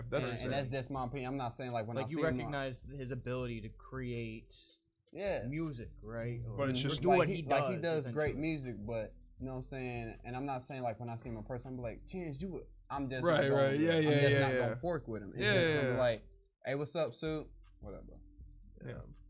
So who would you say out of all of the Chicago artists that you're familiar with that have come out up to this point, you know, so you said the Chance doesn't really represent that. Who do you feel represents that mold the best, in your opinion? I feel like right now Chicago has the best look. I feel like the person that represents Chicago the most, and I'm not going to say like he's the king of Chicago, like like people who look at. I feel like Polo G right now. I feel like and I feel like Polo G because he's the realest right now. I feel like he's speaking. All right, example. Let me set this right here for the supporters stuff. But I feel like all right. Say like all right. I'm gonna just give a list of names. We put Lil Durk. And Polo G. And Z Money. Shouts out to Z Money because I actually forks with Z Money. Z Money actually told me that my song Patrick Bateman was too hard. That's dope. Like I was just like, oh, I got that from Z Money, and just and you gotta think I grew up on Z Money. Sure. So that so that's big for you. Yeah. So for him to be like that's too hard, it was just like a milestone. But if I was to put Lil Durk, Polo G, and Z Money, and they be like, who do you think is gonna give Chicago the realest look right now? I'm gonna say Polo G, because he's talking about the struggle. He's talking about how hard it is. Your mama, your grandma, brothers and sisters, the guys, and everybody and stuff like that. I feel like Z Money, he speaks for Chicago too, but I feel like he speaks for the hustlers, the people that really got it from selling bags to the dope. He's that guy. I feel like when it comes to like certain hood dudes and stuff like that, I feel like that was Lil Durk. Lil Durk. You know what I'm saying? Now, if you want me to be honest, when it gets to the drill and all the ratchetness, it's Chief Keef. Sure. You know what I'm saying? But Chief Keef can't legally come here. You know what I'm saying? But if he could, I mean, it's gonna be the rack regardless. It's gonna be like I feel like it'd be 2014 all over again. You know what I'm saying? But I definitely say hands down, Polo G is giving the city the greatest look right now because he's not like. He's not having like tons of posts in the videos. So now he's basically putting on a good look, like showing Chicago has lyrics, Chicago has meaning, Chicago has emotions. You know what I'm saying? It's not just, oh my niggas James. You know what I'm saying? Excuse the, but it's not that. You know what I'm saying? And it's even in the music. But even in the music, he's not using our slang as much. He's not using what he could as so much. Sure. It's more so like. I grew up with my grandma, she such and such, and something. You know what I'm saying? He's letting you know, like, look, we actually out here. It's actually bad out here. You know what I'm saying? That's where so many people drew into, like, I'm not going to say, like, when nobody in Chicago, because there's so many artists from Chicago right now. You know what I'm saying? But Polo G came out on top for the struggle. Now, the word struggle is strong, but it's even stronger when you got somebody putting on for it. You know what I'm saying? Actually, like, yo,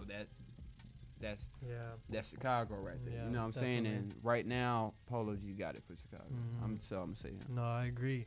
And I think, it's important for artists, especially coming from struggles of, of poverty or past drug addictions in family or whatever struggle that you're dealing with, right? Gang violence. It's all about how you're promoting it, right? So, I mean, you have artists, for example, like 6ix9ine, right? That's just going blatantly putting everything out there, right?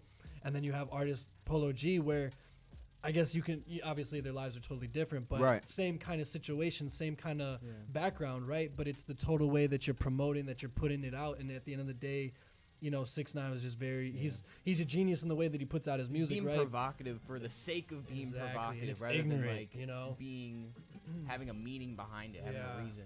Yeah, and bringing substance to something that brings a lot of pain, right? Rather than bringing ignorance to something that has pain. So, when you listen to a 6ix9ine song, you're just like, Polo G Exactly. makes you think, Right. Polo G makes you think. 6ix9ine is specifically for, hey, y'all going to the club? Yeah, bro, we going to the club. Yeah, Hey, y'all going to the bar? Yeah, we going to the bar. That's Yeah. 6ix9ine. Polo G is like, hey, put this on in the car. Hey, we in the crib.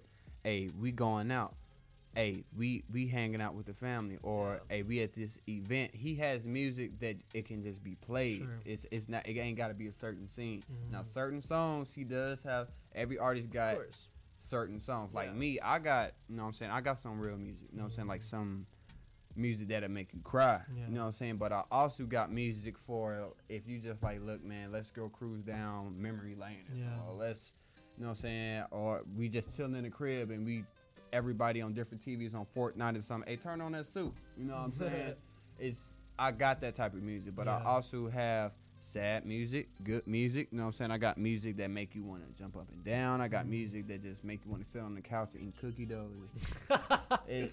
All types of music. I'm not just reaching for one crowd. Oh, you like this? Oh, you like that? Okay, you mess with this? All right.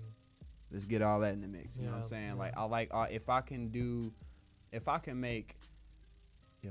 country song and like I put on the cover and you don't see my voice, I would do it. You know what I'm saying? Because I know I can. I know I can make a country song. You know what I'm saying? But you got to think, for some people, it's going to be funny.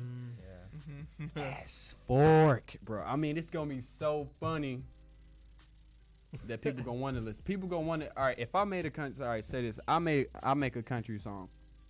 I know for a fact everybody's going to want to just press play. Yeah. Let's see what Soup got. Is Like, G-Haw legitimate? They call it G-Haw. The what? G-Haw! Oh, They mix that hip-hop he's and like stupid. country. They Rapping call it on some country G-Haw. beats.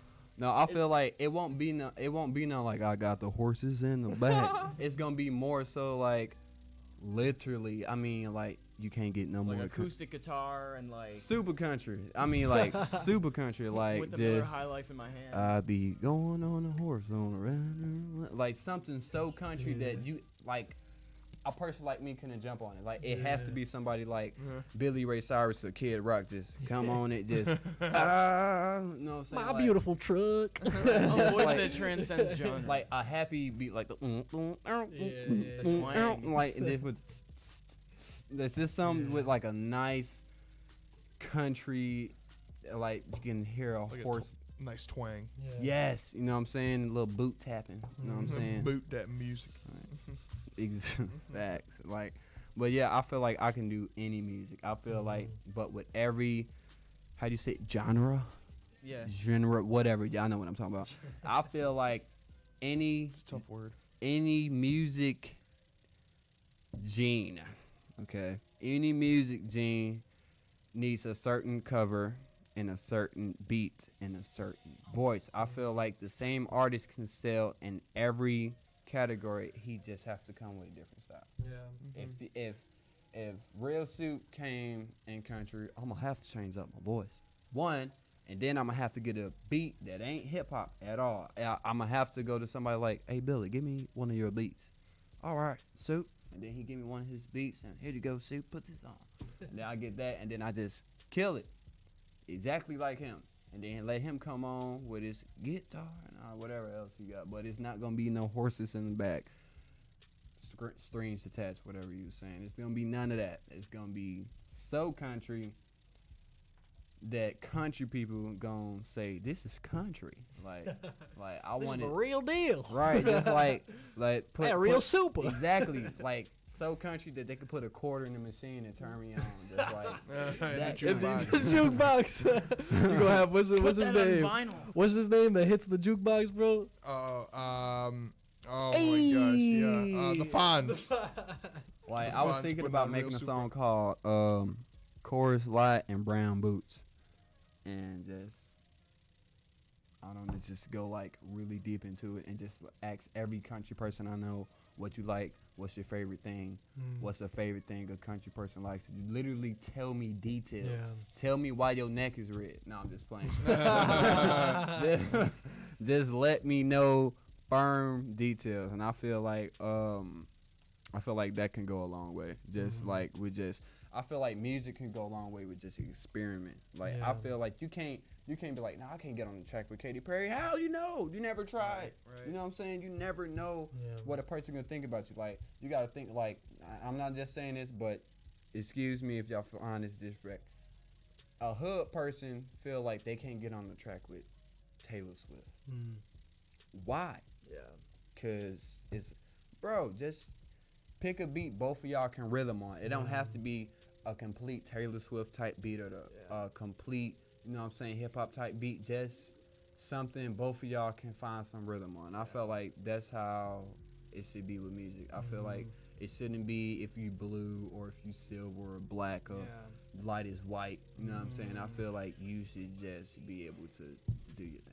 At the end of the day, music is universal, you know, and Definitely especially is. especially in today's realm of music, everything is meshing together. You know, everything is meshing together. So, you know, a Real Supah and a Taylor Swift song could be done now, like easier than it ever could have ever been. You know, and I just feel like the sound of production overall and how genres are coming together. I think, you know, I think it's just a matter of time, you know, so I think the sky's the limit for you, bro, and whatever it is that you put your mind to, and whatever you're trying to do, you're going to make it happen. And I feel, honestly, and I'm not just not just me hyping myself up. Like I said, I got DMs, I got people that tell me this stuff every day. Like, people tell me, like, you know what I'm saying, I wouldn't say so much as his image, but some people say I do favor him. You remember, all right, and it's a lot of artists. I'm gonna just name Lil Pump, Lil Skies, or X. You know what I'm saying? A lot of people like, bro, you're like right in there, or like certain people like, bro, like the most I get every other day is like people like, or they message me, bro, you know who you look like, or you know who you remind me of? I'd be like, what?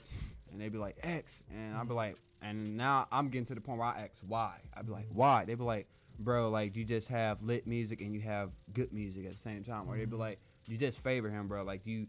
Like, I had a white girl tell me, she was like, out of all the people I see that, like, try to copy, I'm not saying you're copying, but she was like, out of all the people I see that try to copy him or she was like, you is the most influence I think that can favor X. And I was just like, I appreciate that. And I was just like, I'm not going for that. I was just like, but I definitely listened to him at a point in time in my life. I was like, I'm definitely light-skinned, too. You know what I'm saying? There's a lot of things that a person is going to, The hair, too. you know what I'm saying? And not, you know what I'm saying? Or like the tattoo on the eye. Or like, you know what I'm saying? Certain things was an inspiration. Like the 3 dots. I ain't see nobody do it but him. And I was just like, you know what? That is a cool sign. I didn't think right here. The first time I thought of putting any dots on my face, I was going to put them under my lip. You know what I'm saying? But I was just like, I'll probably say that for like a drop of blood or something like right here. But I was just like, you know what? X was definitely, and what hit me is like when he passed, because like you gotta think for people that's like on that grind and, you know what I'm saying, trying to meet certain people, and then like a certain person dies, it's gonna throw you off. It's gonna be like, bro, I should have been the person that you should have met first. And I feel like some people are punished and don't even know that they're punished. Like, I feel like if you met this person and then you didn't show your loyalty, or you couldn't say what you should have said to them and you missed it because they died, I feel like that person's gonna suffer more than the person that didn't get to meet them, because it's just like you was right by his side. And not to just, but his name is Trippie Redd. This is my opinion. If you ever see this video, which you will, I feel like Trippie Redd wasn't a 100 friend. Long story short, I'm not gonna give a whole Trippie Redd death speech or whatever, but I am gonna say he was very a gut feeling, just watching, just seeing how everything played out and seeing how X moved and everything. Trippie Redd was a clout chasing, backstabbing, phony, take your swag, take the way you dress type of dude, and it was just like. Even now, you know what I'm saying? Like, don't nobody listen to him like that. You don't hear nobody talking about Trippie like that. And I feel like the only reason he would get any type of recognition or clout or anything is because right now, you know what I'm saying, he promotes X a lot. He might put a profile picture. What do you think about Ski? Ski, I feel like he backstabbed X too. You know what I'm saying? You got to think, I'm not inside. I'm looking from the outside so I can see every. And I felt like Ski, like, you was supposed to be his homie. And you turned your back on him, and he forgave you. Y'all ain't fall out because X got on that with you. It's because you got on that with him, and then he took you back as a friend, like, you know what, I forgive you. And then he died, and then you felt bad. Same thing with Trippie Redd. You was trying your best every way to start beef with this dude, whether you was his friend. I don't care about how. I don't care what. A friend is a friend forever. It's not for a week or a couple years. You know what I'm saying? If that's your friend, that's your friend. Not, oh, we not cool, so I'm gonna go on the internet, tell everything about you, say this, say that, diss you, get as much stuff I can, or say whatever, and then the next 2 days, oh, I love you, bro. Exactly. Nah, bro.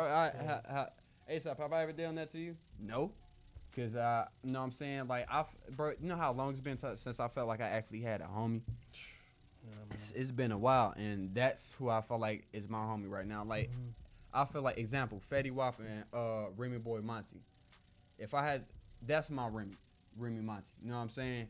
I feel like right now, if I'm Zuriel, you know what I'm saying? That's like his name. We call him ASAP. That's his rap name, Lil ASAP. But you know what I'm saying? I feel like that's my Monty, cause like I'm gonna ride for him whether he gonna ride for me or not, cause you know what I'm saying, he done showed some loyalty to me, so I'm gonna show him my full loyalty. Show you like, look, bro, ain't nobody gonna ride for you. Like, you know what I'm saying? I got brothers and I got friends, but I feel like a friend, that's just a word. But I feel like family comes in when you show a person like, look, bro, I got you when ain't nobody else got you. And I've been. And you know what I'm saying? I could be wrong, but I feel like I've been there for Malik numerous of times when nobody else wasn't. You know what I'm saying? And if I'm wrong, bro, you can correct me at any time. You know what I'm saying? And I felt like I don't feel Ski or Trippie was like that for X. You know what I'm saying? I feel like Ski was like, that was his homie. That was definitely one of his homies. But I felt like if he was your homie, you should have never turned on him. Exactly. You know what I'm saying? Especially not while y'all famous into the public to where people like, hey, what's going on? Why is, or like the rumor about Ski Mask, you know what I'm saying, sacrificing X, you know what I'm saying? Because that was a big talk about for like 3 months. Like, oh, he just tried to sacrifice X. What's going on? Or like the how's Trippie Redd, yo, and you ain't never heard X say that was his best man. You heard Trippie saying that was my best friend. But you go to Trippie is so negative, bro. You know what I'm saying? And I feel like the only time he is acting sad or acting like he's real is when he needs attention again.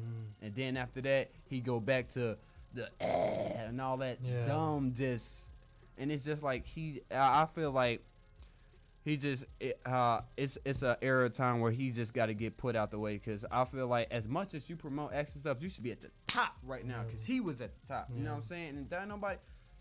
And this is not me hating, but bro, your image is not all that hot. You know what I'm saying? Your music, it all sounds the same. It sucks. You know what I'm saying? You are. I feel like anybody can blow up off a Cole Bennett video. I feel like anybody that goes on Lyrical Lemonade, you can be butt for butt booty garbage, and you get a Cole Bennett video, and you're just. You know what I'm saying? That some people gotta strive for it. Some people gotta hit back to back with videos. Like me, I got 6 record labels looking at me right now.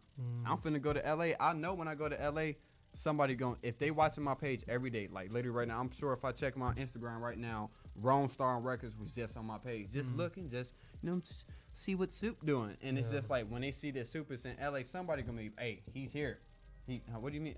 He just touched in LA. Oh, well, tell him to come by. You know what I'm saying? I feel it, bro. Yeah. You know what I'm saying? Cause I had 6ix9ine and Lil Pump, former producer, tell me to come through the stew. And I go to his page, and bro, he charges $4,000 just for his time. I'm not talking about the studio time. I'm talking about for everything. Yeah, You know what I'm saying? Just to be in the presence. The people that's in the room. You know what I'm saying? It's not like I'm just walking in a room with him. I'm walking in a room with other artists that's gonna be there.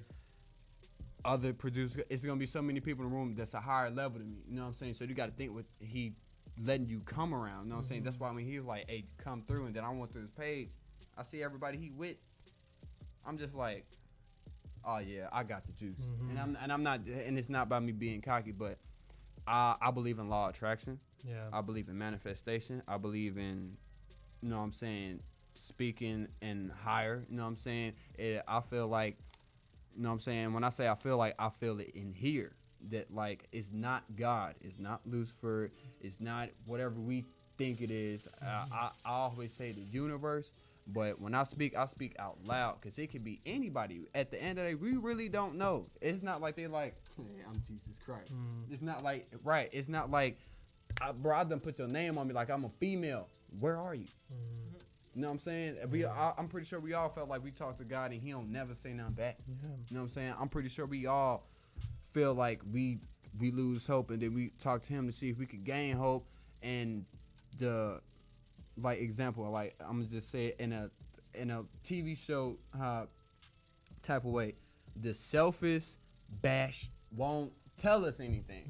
It's like everybody's just and then when something good happened, oh, he did it. No, he didn't. Something bad happened. No, he did not do that. This is life, bro. You know what I'm saying? You trying to tell me you go inside the Aldi's and you miss a banana peel and you like, oh, yeah, thank you, God. Like, that was not God, bro. So you trying to tell me the devil, banana peel, God, watch out. Thank you. No, it don't work like that. You know what I'm saying? I feel like it's like that with the media, and people like, oh, God is the key. No, you're the key. God is not out here dropping mixtapes, dropping singles, putting himself out there, just asking people for certain things and getting denied, getting shut down, or getting ups. You know what I'm saying? God's not doing that. Yeah. The devil's not doing that. What we call him, I'm gonna say Lucifer, his actual name. Sure. Lucifer. Nobody's doing any things. We are doing these things. You know what I'm saying? I feel like anything that good or bad come out of our life is just from good karma and bad karma. You gotta think, bro, I done did so much stuff when I was 7 years old. Don't think because you was 7 years old that you ain't gonna get punished for it. No, I feel like life is gonna bite you in the butt regardless. I feel like it's just a certain time it's gonna bite you in the butt. It's all about You know where your what I'm saying? intentions lie. I feel like just with life, and it might not even be karma. I'm gonna keep it at life. You know what I'm saying? Yeah. I might not get in a car crash. I might not die in a fire. That might not be my death. But some way we all finna go out some way, bro. Yeah. It's, you know what I'm saying? Like, and I don't wish nobody to. But how many good people you heard dying good, bro? How many good people that you heard, oh, they just died in their sleep? No, almost every good person that I knew in real life got hit by a bus, got hit by a train, drowned, suffocated. And they good, right? And then bad people, well, I mean, even if it's not the worst is death, why there's no good way of dying. Is what I'm saying. You died, you just gonna die, and you gonna have to find out. It might be a chicken bone. Bro, and that'd be a terrible way to go out. Watching your chicken bone, KFC. Bro, you know how embarrassing that'd be. I don't want to laugh, bro. Like you in front of God. Now what happened to you, man? My cousin was making fried chicken. I was tipsy and going through the gate. All right, it wasn't suicide. Look, hey, let him go. He choked on the chicken bone. He ain't killed himself. He's just gonna be like, yeah, all right. Oh, says here on your rap sheet, He has to go back that way. Seems like he's going to hell. You punched a baby? But no, I'm just saying, like, you don't know how it can go. Like, exactly. Yeah, I feel like go either way, so, like that, and especially in music. I feel like in music, if you're really good, you're gonna get baby. Like example, I feel like Rihanna's going nowhere. You know why? Because she's getting baby. Look at her. Her face. All right, somebody that's face is never gonna go anywhere. I feel like is gonna be around forever. Marilyn Monroe's still around and she's dead, bro. That's because your image is gonna keep you around as long as some people like, what happened to them? And because they fell off. Look at their image, bro. Look at artists that they say why they fell off, and then look at their image, and then see their image, and then look at when they first hit, bro. So a lot of people get put shelf a kick because they image ain't the same anymore. Yeah. They're not the same person they was when they got in there, and it's just like I feel like in the industry they'll cut you loose because they can always grab another. 100%. That's very true. That's very true. 100%. That's a good point. Definitely, 100%, man. Most definitely, bro. So besides this LA trip coming up soon, what else you got planned for the future? And it could be the next week, next couple weeks, next couple months. I know you said you got a couple of mixtapes sitting in the vaults. You got any plans with those? He said in the vault. I ain't heard that in so long. Yeah, man. I'm just honestly, I feel like in these next mixtapes, it's not even, and since they mixtapes, I could put as many songs as I want on them. You know what I'm saying? So I was gonna put 6 songs each instead of dropping 12 songs on the same tape. Let's drop 12 songs, but on 2 different tapes. You know what I'm saying? 6 and 6, and people are like, oh, he just came out with another tape. You know what I'm saying? Just for not even just for, you know what I'm saying, the anticipation, but you know what I'm saying, the wave, like, oh, bro, he another one. Then next month, oh snap, another one, and then 2 months later, oh, an album. You know what I'm saying? And then before the album dropped, a single right after the 2 mixtapes. You know what I'm saying? And then whatever song was on that mixtape, release it again as a single. You know what I'm saying? So I'm releasing it twice, but one is on the mixtape, one is on, you know what I'm saying, as a single, and then one of the songs off of there is a music video, but it's not on no platforms, but it's a music video just to draw you into everything else. Yep. So like I definitely got everything planned, you know what I'm saying, as far as like the mixtapes. Like I did Marilyn Monroe Part 1. That was my first mixtape. And that's because like me and Marilyn Monroe got like the same birthday and like the same little mole in the same spot. So I look at a lot of weird things, and that's what I went off of. I was like, what? We both Geminis and we got the same? Oh, bro. Yeah. So and then not even that, I always loved Marilyn Monroe. I always used to ask my mom, like, Mom, who's this white woman in the bathroom? You know what I'm saying? Till one day how I grew up, she told me, she was like, that's Marilyn. I said, Marilyn? She said, yeah, she dead, boy. I said, oh, I love her. And ever since I always loved Marilyn to the point where I got it tatted on my chest to this day. So I feel like we as other artists, we make artists live on longer.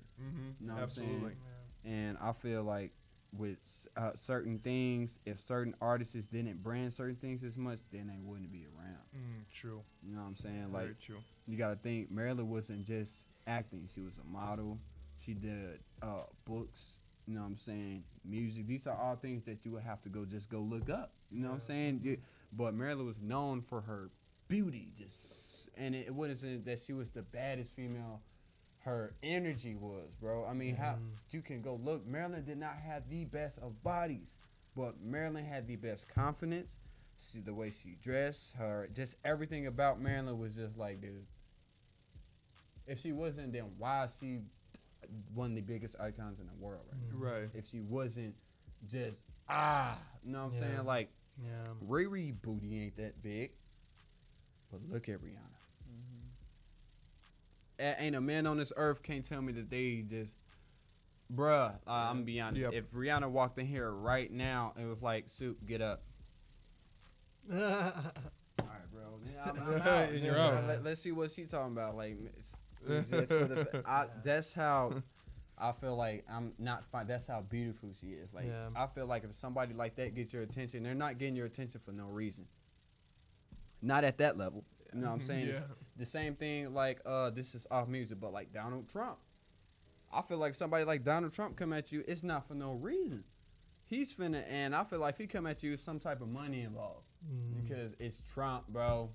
The dude sneezes with $100 bills for living. So what you think he doing with $100? Probably ask me, he's probably just sitting there on the table or something, bro. Like, Trump has enough money to do nothing with it, like burn it and then have somebody reimburse it. He got that type of much money. Like, I don't know how many buildings he owned, but I know he owned enough to just quit being president out of nowhere. Oh, no doubt. Oh, absolutely. Like, if I feel like if Trump was like, okay, I'm done being president, like, he'd be done. Like, it's just what, and won't nobody be able to stop him either. Like, I mean, they might want to stop him, but at a certain point, you're literally untouchable, bro. Yeah. Like, if you wouldn't, certain people pedestal. wouldn't still be around. You know what I'm saying? If Trump was touchable, he would be gone. And that's just if Trump was touchable, if you can just firmly grip him out the office, he would be gone. He's not that easy to touch. Yeah. Because Because of the image that he's created for himself. It's just like it almost creates like this bubble around him, or just like this bubble of I can't think of the right word, but just like of this like like this safety bubble of like I guess the image, just the ego, or just like just everything about him just coming together as one to put him around being like, you can't really affect the status that I have because I've created this bubble that allows me to do what I want. yeah, like Ultimate confidence. like far as music, like I want to have the lane and the ego and the power of like Trump and Chris Brown and Michael Jackson put together. Like I want like for somebody to be like, oh, that's soup, but not like, oh, it's soup. It's like, yo, that's soup. Like my name, even when I'm not on the radio, I want people to be like, nah, dude, just that's that funk. You know what I'm saying? I want people like, you ain't even like, certain people, they ain't even got to be on the radio. They ain't even got to have a hit, but you mention their name and you just like, yeah. I want it to be like that. I want to get to the point where like people just like, oh, he's not the best lyricist, but he's definitely somebody you want on your track. You know what I'm saying? Like, you know for a fact you put I done used his name like 10 times, but you know for a fact you put Chris Brown on a song, it's gonna sell forever.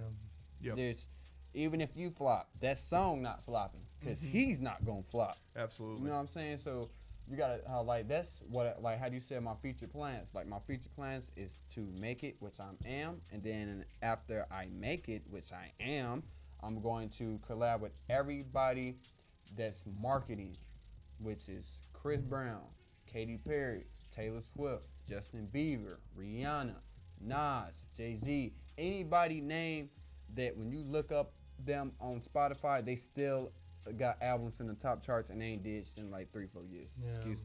But that's the type of sales I want. I want to be like, man, Super ain't dropped in 3 years. Oh, he just won platinum last week. That's what I want to have. I want to have the Chris Brown of Turner. I want to be like I want somebody to be like, dude, he just won platinum again. For what? What is he doing? Why? Like it's like example. You hear it's getting to the point where they be like, Chris Brown just won 4 Grammys. Nobody cares no more. Like nobody cares about Chris Brown performing. Not like they don't care, but nobody cares about somebody that's steady winning. Like Chris, give somebody else a chance. And I mean that in all seriousness and jokes. Like Chris, like just stop. Let somebody else get that reward. Is Chris Brown your dream collab? My dream collab is Fetty Wap. Okay. My dream music video collab is Chris Brown. I know he could take one of my songs with his directing. If Chris Brown directed, like even if it was a hood bill, if Chris Brown directed certain, you got to hear like certain beats, even if it's not the hook. You gotta think of who Chris is, then think of a certain beat. Bro, you gotta think and then think about his videos. If he can dance to the beat, just know that this video finna hit 400 million. Yeah. Just know if Chris Brown can dance to your song, it's finna be a dancing music video. And it's definitely finna be another Chris. It's not even your video no more, dog. You know what I'm saying? It's like, it's your song, but it's definitely Chris Brown's music video. there's so many artists that Chris Brown collab with, and then I'm just like, oh, this is his song. You can tell by the beat, it's his song. You can tell by the hook, he made them like, look, this is how we need to do it. Yeah. And I just, any song that's came out recently and it's Chris Brown on it, it's Chris Brown's track, for the fact that like I'll be like, I'm looking at the video quality. I'm looking at the people in the background. I'm seeing the choreography. That's all Chris. You know what I'm saying? And a lot of videos, it's all Chris. I'm like, he makes the videos a certain way. It's like he had somebody study the human brain. It's like, okay, these how the videos got to be. Like example, Fortnite. Fortnite was designed to stay around for over 10 years. Chris Brown videos are designed to sell out for more than 20 years. You know what I'm saying? So you got to think, if he can sell out in music, you know what I'm saying, not even as an artist, if you can sell out in music and branding, they can sell out in anything else. You know what I'm saying? Because most of Jay-Z money was not off of music. It was off the clothing, sponsorships, branding, colognes, liquors. You know what I'm saying? All that stuff. It did not come from his music. Jay-Z is not popping like that. He made a mark as a Jay-Z. We know he the dude. 99 problem, but whatever, Jay-Z. But if you go look up, if you correct me, you can go look it up after this interview and go look what Jay-Z made more money off of.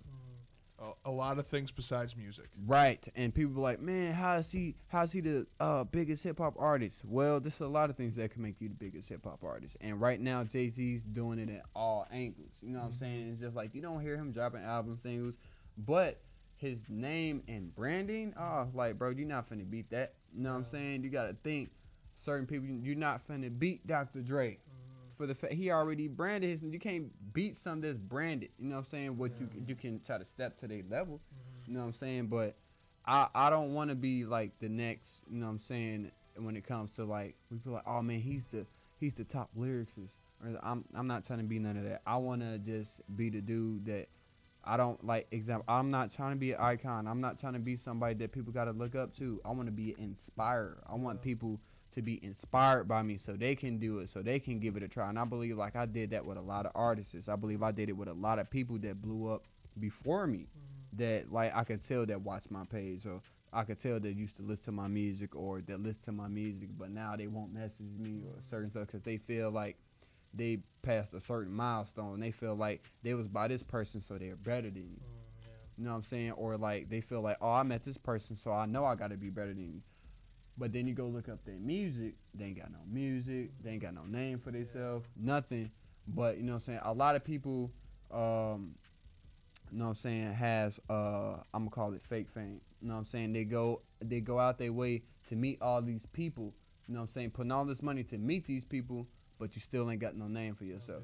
You went out your way to, like, example, you went out your way to see, this artist. You went out your way to showcase for this artist, but your name's still at the bottom of the charts. Yeah. Because you spend all this money to open up for this person. You spend all your money to go to this person's show, to have this person's show, but you're not putting no shows for your own show. You ain't got your own videos that's branding, that's gaining rank or nothing. You know what I'm saying? Like what I notice about me, people hate me for the fact that, you know what I'm saying, I'm consistent. I steady have something going, and nowadays that makes people very angry. You know what I'm saying? For people like, why is this person blowing up? Why is this person having so much traffic? Why this person gets so many views? Because this person doing everything that you're not. You know what I'm saying? And like far as me, I don't make gang banging music. Not one of my songs I gang bang. Not one of my songs I'm talking about I'm a, you know what I'm saying, do something to somebody. All my music is either you finna party, or you finna sit down, or you're finna cry. You only got 3 suggestions, 3 stooges. Cry, sit down, turn up. You know what I'm saying? And that's right now both of the lanes it's been kind of even. You know what I'm saying? I've been trying to do both. You know what I'm saying? I try to keep putting out sad music.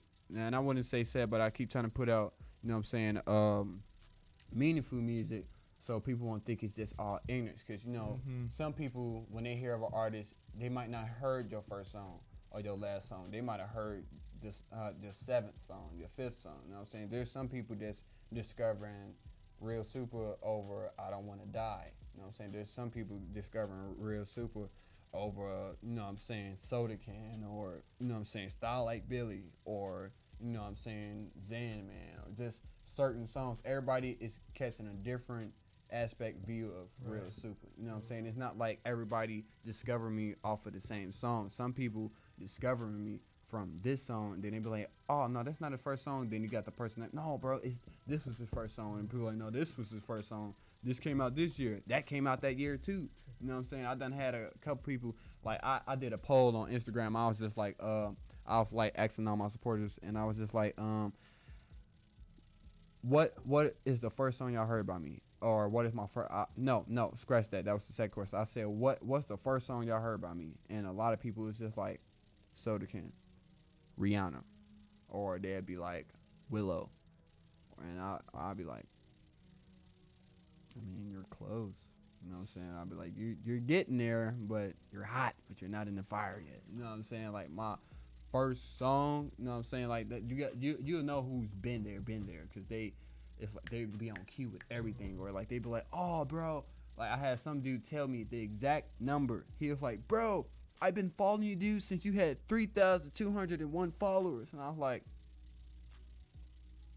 bro, I don't even know. I that's crazy that you knew the number, or like they screenshot a conversation that they had with you that I totally forgot about, and I'd be like, bro, I'm not rich. You know what I'm saying? I'd be like, I'm just like you, bro. You know what I'm saying? But I have a bunch of people like me that's watching me. You know what I'm saying? It's a difference. You know what I'm saying? Like, if I got a blue check tomorrow, people gonna swear that I got money, bro. You know what I'm saying? People swear I got money now. You know what I'm saying? They're like, bro, all your videos hit like 10,000, 30,000, 100,000. I'm like, bro, because I'm blowing up. I'm getting where I'm supposed to be. You know what I'm saying? Like, and I don't look at it as like, oh, yeah, I'm be cocky. I'm be gully. It's just like, no, bro. I feel like if anybody chase their dream long enough, you gonna make it. It's not about, you know what I'm saying, who you got behind you. It's what you got behind yourself. You are your biggest enemy. You are your biggest fear. I feel like fear is gonna stop. True. I feel like fear is gonna stop, you know what I'm saying, dreams before failure. You know what I'm saying? How do you gonna fail if you already scared? You can't even fail. Because you ain't even putting yourself in a position where you're going to make it or fail. Because you're scared of the possibility of what might happen. All right. Me, I'm be honest with you. I'm going to L.A. Am I scared? No. Am I fearless? I'm definitely fearless. But do I have certain thoughts? Is it going to work out or not? Of course. I feel like anybody that jump out their element, you know what I'm saying, and go across the country. Absolutely. With, you know what I'm saying, I'm be honest with, not as much money, you know what I'm saying, not really knowing nobody, just going off the strength of, you know what I'm saying, my aura, my vibe, my law of attraction, and just how I know how I can vibe as a person. I know I can make it there. You know what I'm saying? I'm not going to say that I'm not it. The first 3 days might not be rough. I never lived in LA. I don't know nobody in LA, but I know me as a people person. It takes nothing for me, no matter where I ever stayed or visited it, it don't take no more than a week for me to stamp it. Like, I can go to New York right now. I can go to St. Louis right now. I can go to Atlanta right now. I can go to Texas. I go to Florida. I can go to Kentucky. I go to Alabama. I go to these places, but do I want to be there? No, it's nothing there. I'm going to LA for a reason. But now that I know that I've never been to LA and that I'm going to LA for music and record labels and meetings and distribution and all this other stuff that comes with it and different, I got to establish a safe house, a base there. Like example, like how U.S. Anywhere they've been, they got a base there. Anywhere I ever been, I make sure I got a base, so when I go back, I can be, you know what I'm saying? So I'm going to L.A. with no base, but I know when I get to L.A., I know me. I'm gonna have a base before I want to leave. You know what I'm saying? I'm gonna be one to leave and already have a base of people like, oh, where do you stay at? Oh, I stay over here. I will make it where I want to be at. You know what I'm saying? Like, if I want to be in Beverly Hills, best believe Lorenzo is gonna find somebody that stay in Beverly Hills, and people going like, bro, is he in Beverly Hills? Like, when people found out that I was in Alpharetta, like, I say ATL, but that's because anybody, you know what I'm saying? That's like Chicago. People will be in Harvey or, you know what I'm saying, or Rockford or Bolingbrook, and they be like, I'm in Chicago. And it's like, bro, no. You know what I'm saying? And I feel like that's with everywhere else and stuff. And it's just like, I know, like, I'm going to be in L.A. and I'm not going to know anything. You know what I'm saying? But that don't mean my brain don't know anything. You know what I'm saying? I might not know the people here, but I just know how I move, how I conversate as a social human being, that I know I can make it there. You know what I'm saying? I feel like the only way you're not going to make it nowhere in life is if you don't know how to communicate. Communication can take you far. Your image can take you far. I done dressed it casual in front of people, and I got their trust that way. You know what I'm saying? And people be like, oh, just come in.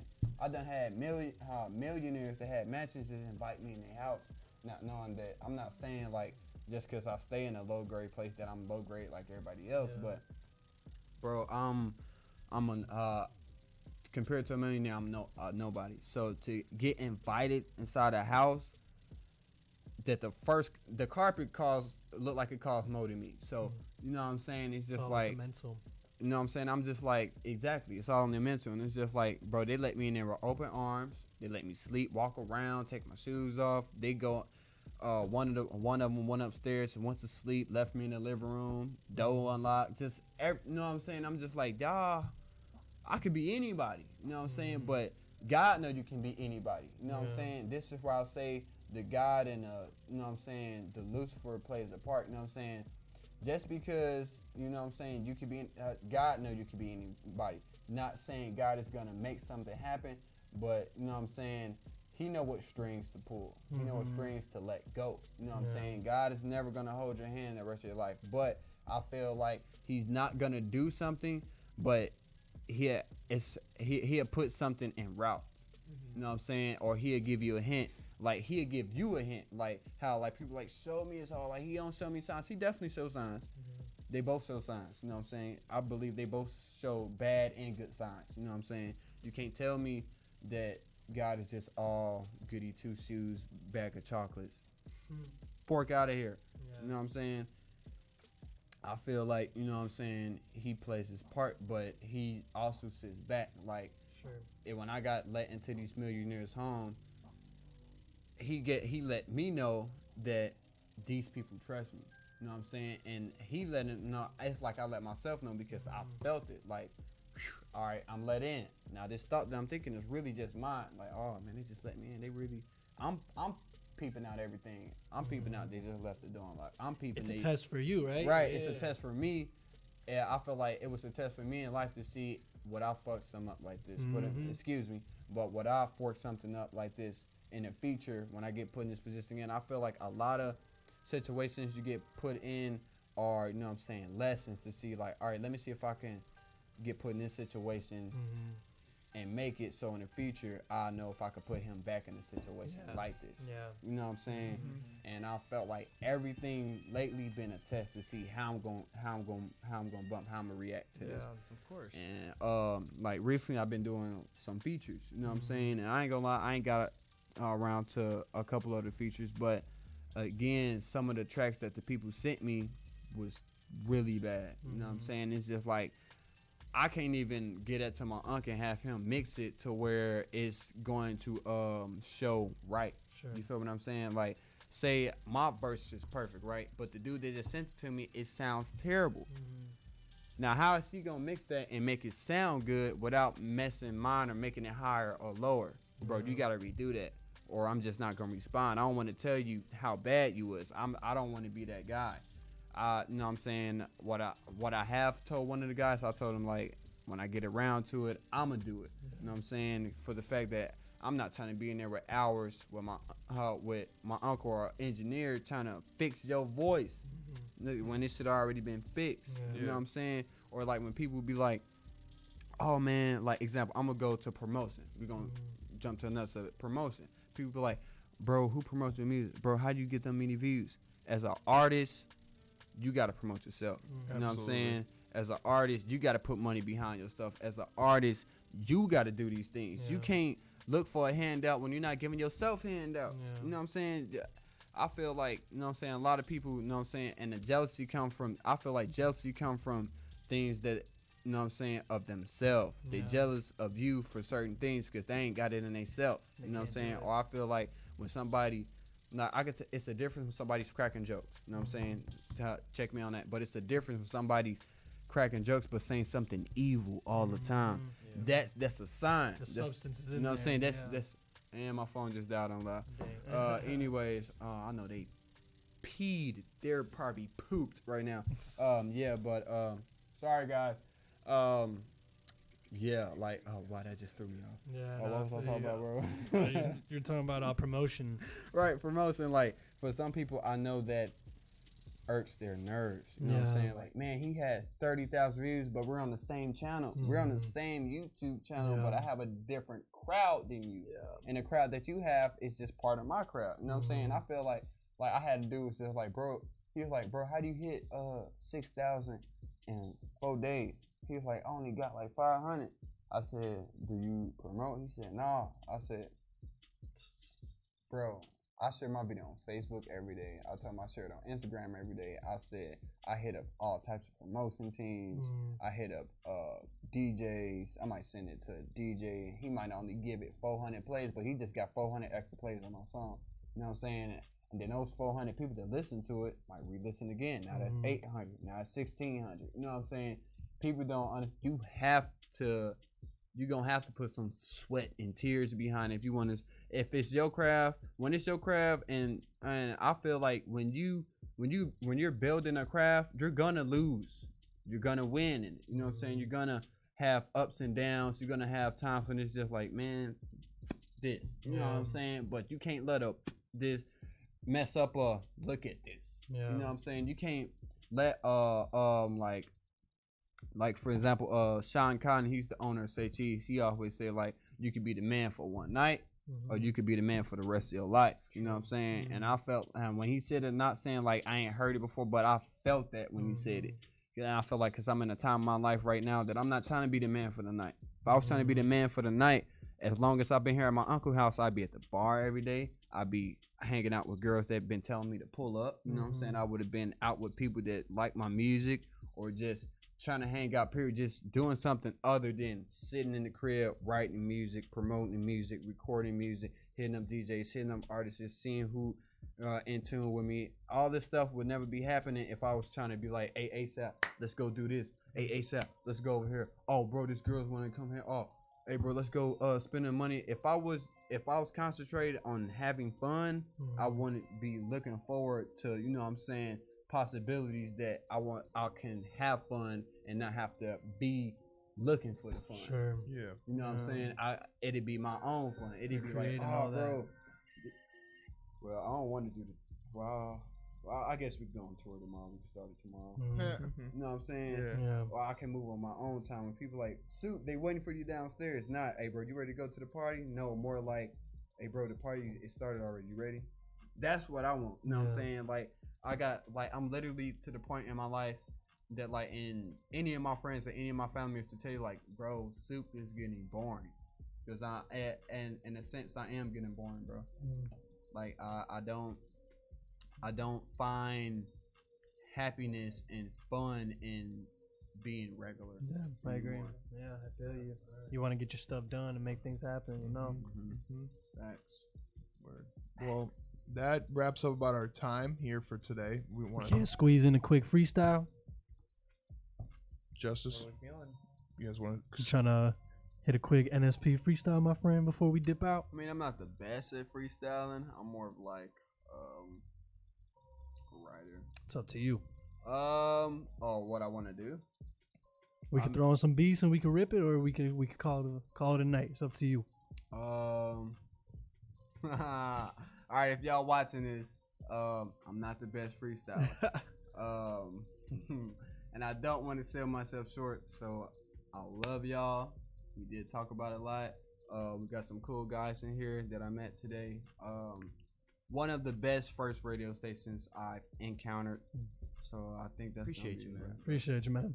Yeah, thank you for coming Been on. a pleasure, It was- man. And thank you for being engaged, bro. Exactly. Like, You had a lot to say, and we're anybody glad who we're- listens to this is certainly going to like gain a better perspective on like what it means to live the type of life that you live, man. It's just very 100%. interesting, and it was good. We to have appreciate you come in, sharing bro. everything. You were the one talking most of the time, man, and that's power right Well, there, it bro. just You know, shows like he's dedicated to what he does. He's passionate Exactly. about what he does. It's like our job is to make sure that like you have the avenues to say what you're trying to say, like Yeah. speak your mind, and we got utilize it to the utmost advantage, bro. So I like the way your mind works, bro. It's always 100%. going. Appreciate you, bro. Yeah. Appreciate you, bro. where can the people find you, bro? Everywhere. Any official music sites. Honestly, just type in. It's literally on any platform. Mm-hmm. I'm gonna say iTunes, Spotify, Google Play, Google Music, Tidal, Deezer, Tidal. How do you say that? Tidal. YouTube Music, not regular YouTube. YouTube Music, SoundCloud. My mixtapes. Spinrilla. Selling any merch? Billie Eilish page. Yeah, that's about it. Your socials? Yeah, socials, Instagram. You can follow me on Instagram at Real Supah. That's with an 8 at 1926. Real Supah 1926. Better known saying Real Supah 1926. Just in case I need an extra Supah. And that's probably the best website other than Spotify Music. Heard. Word. So, All right, thank you everybody hit his again. channel up. Thank you again to Real Supah coming up here. A lot to look forward to, as we tell every artist or anybody that comes onto the show, man. You're part of this Northside Plug family. It's been honored to give you your first interview, man, and Awesome, bro. excited to see where this all goes, man. 100%. So, for Northside Plug, Real Supah, we outie. Good morning and good night, everybody. Good night, everyone. Sleep Thank you all well. for tuning in as always. We love you guys. See you next week. Energy.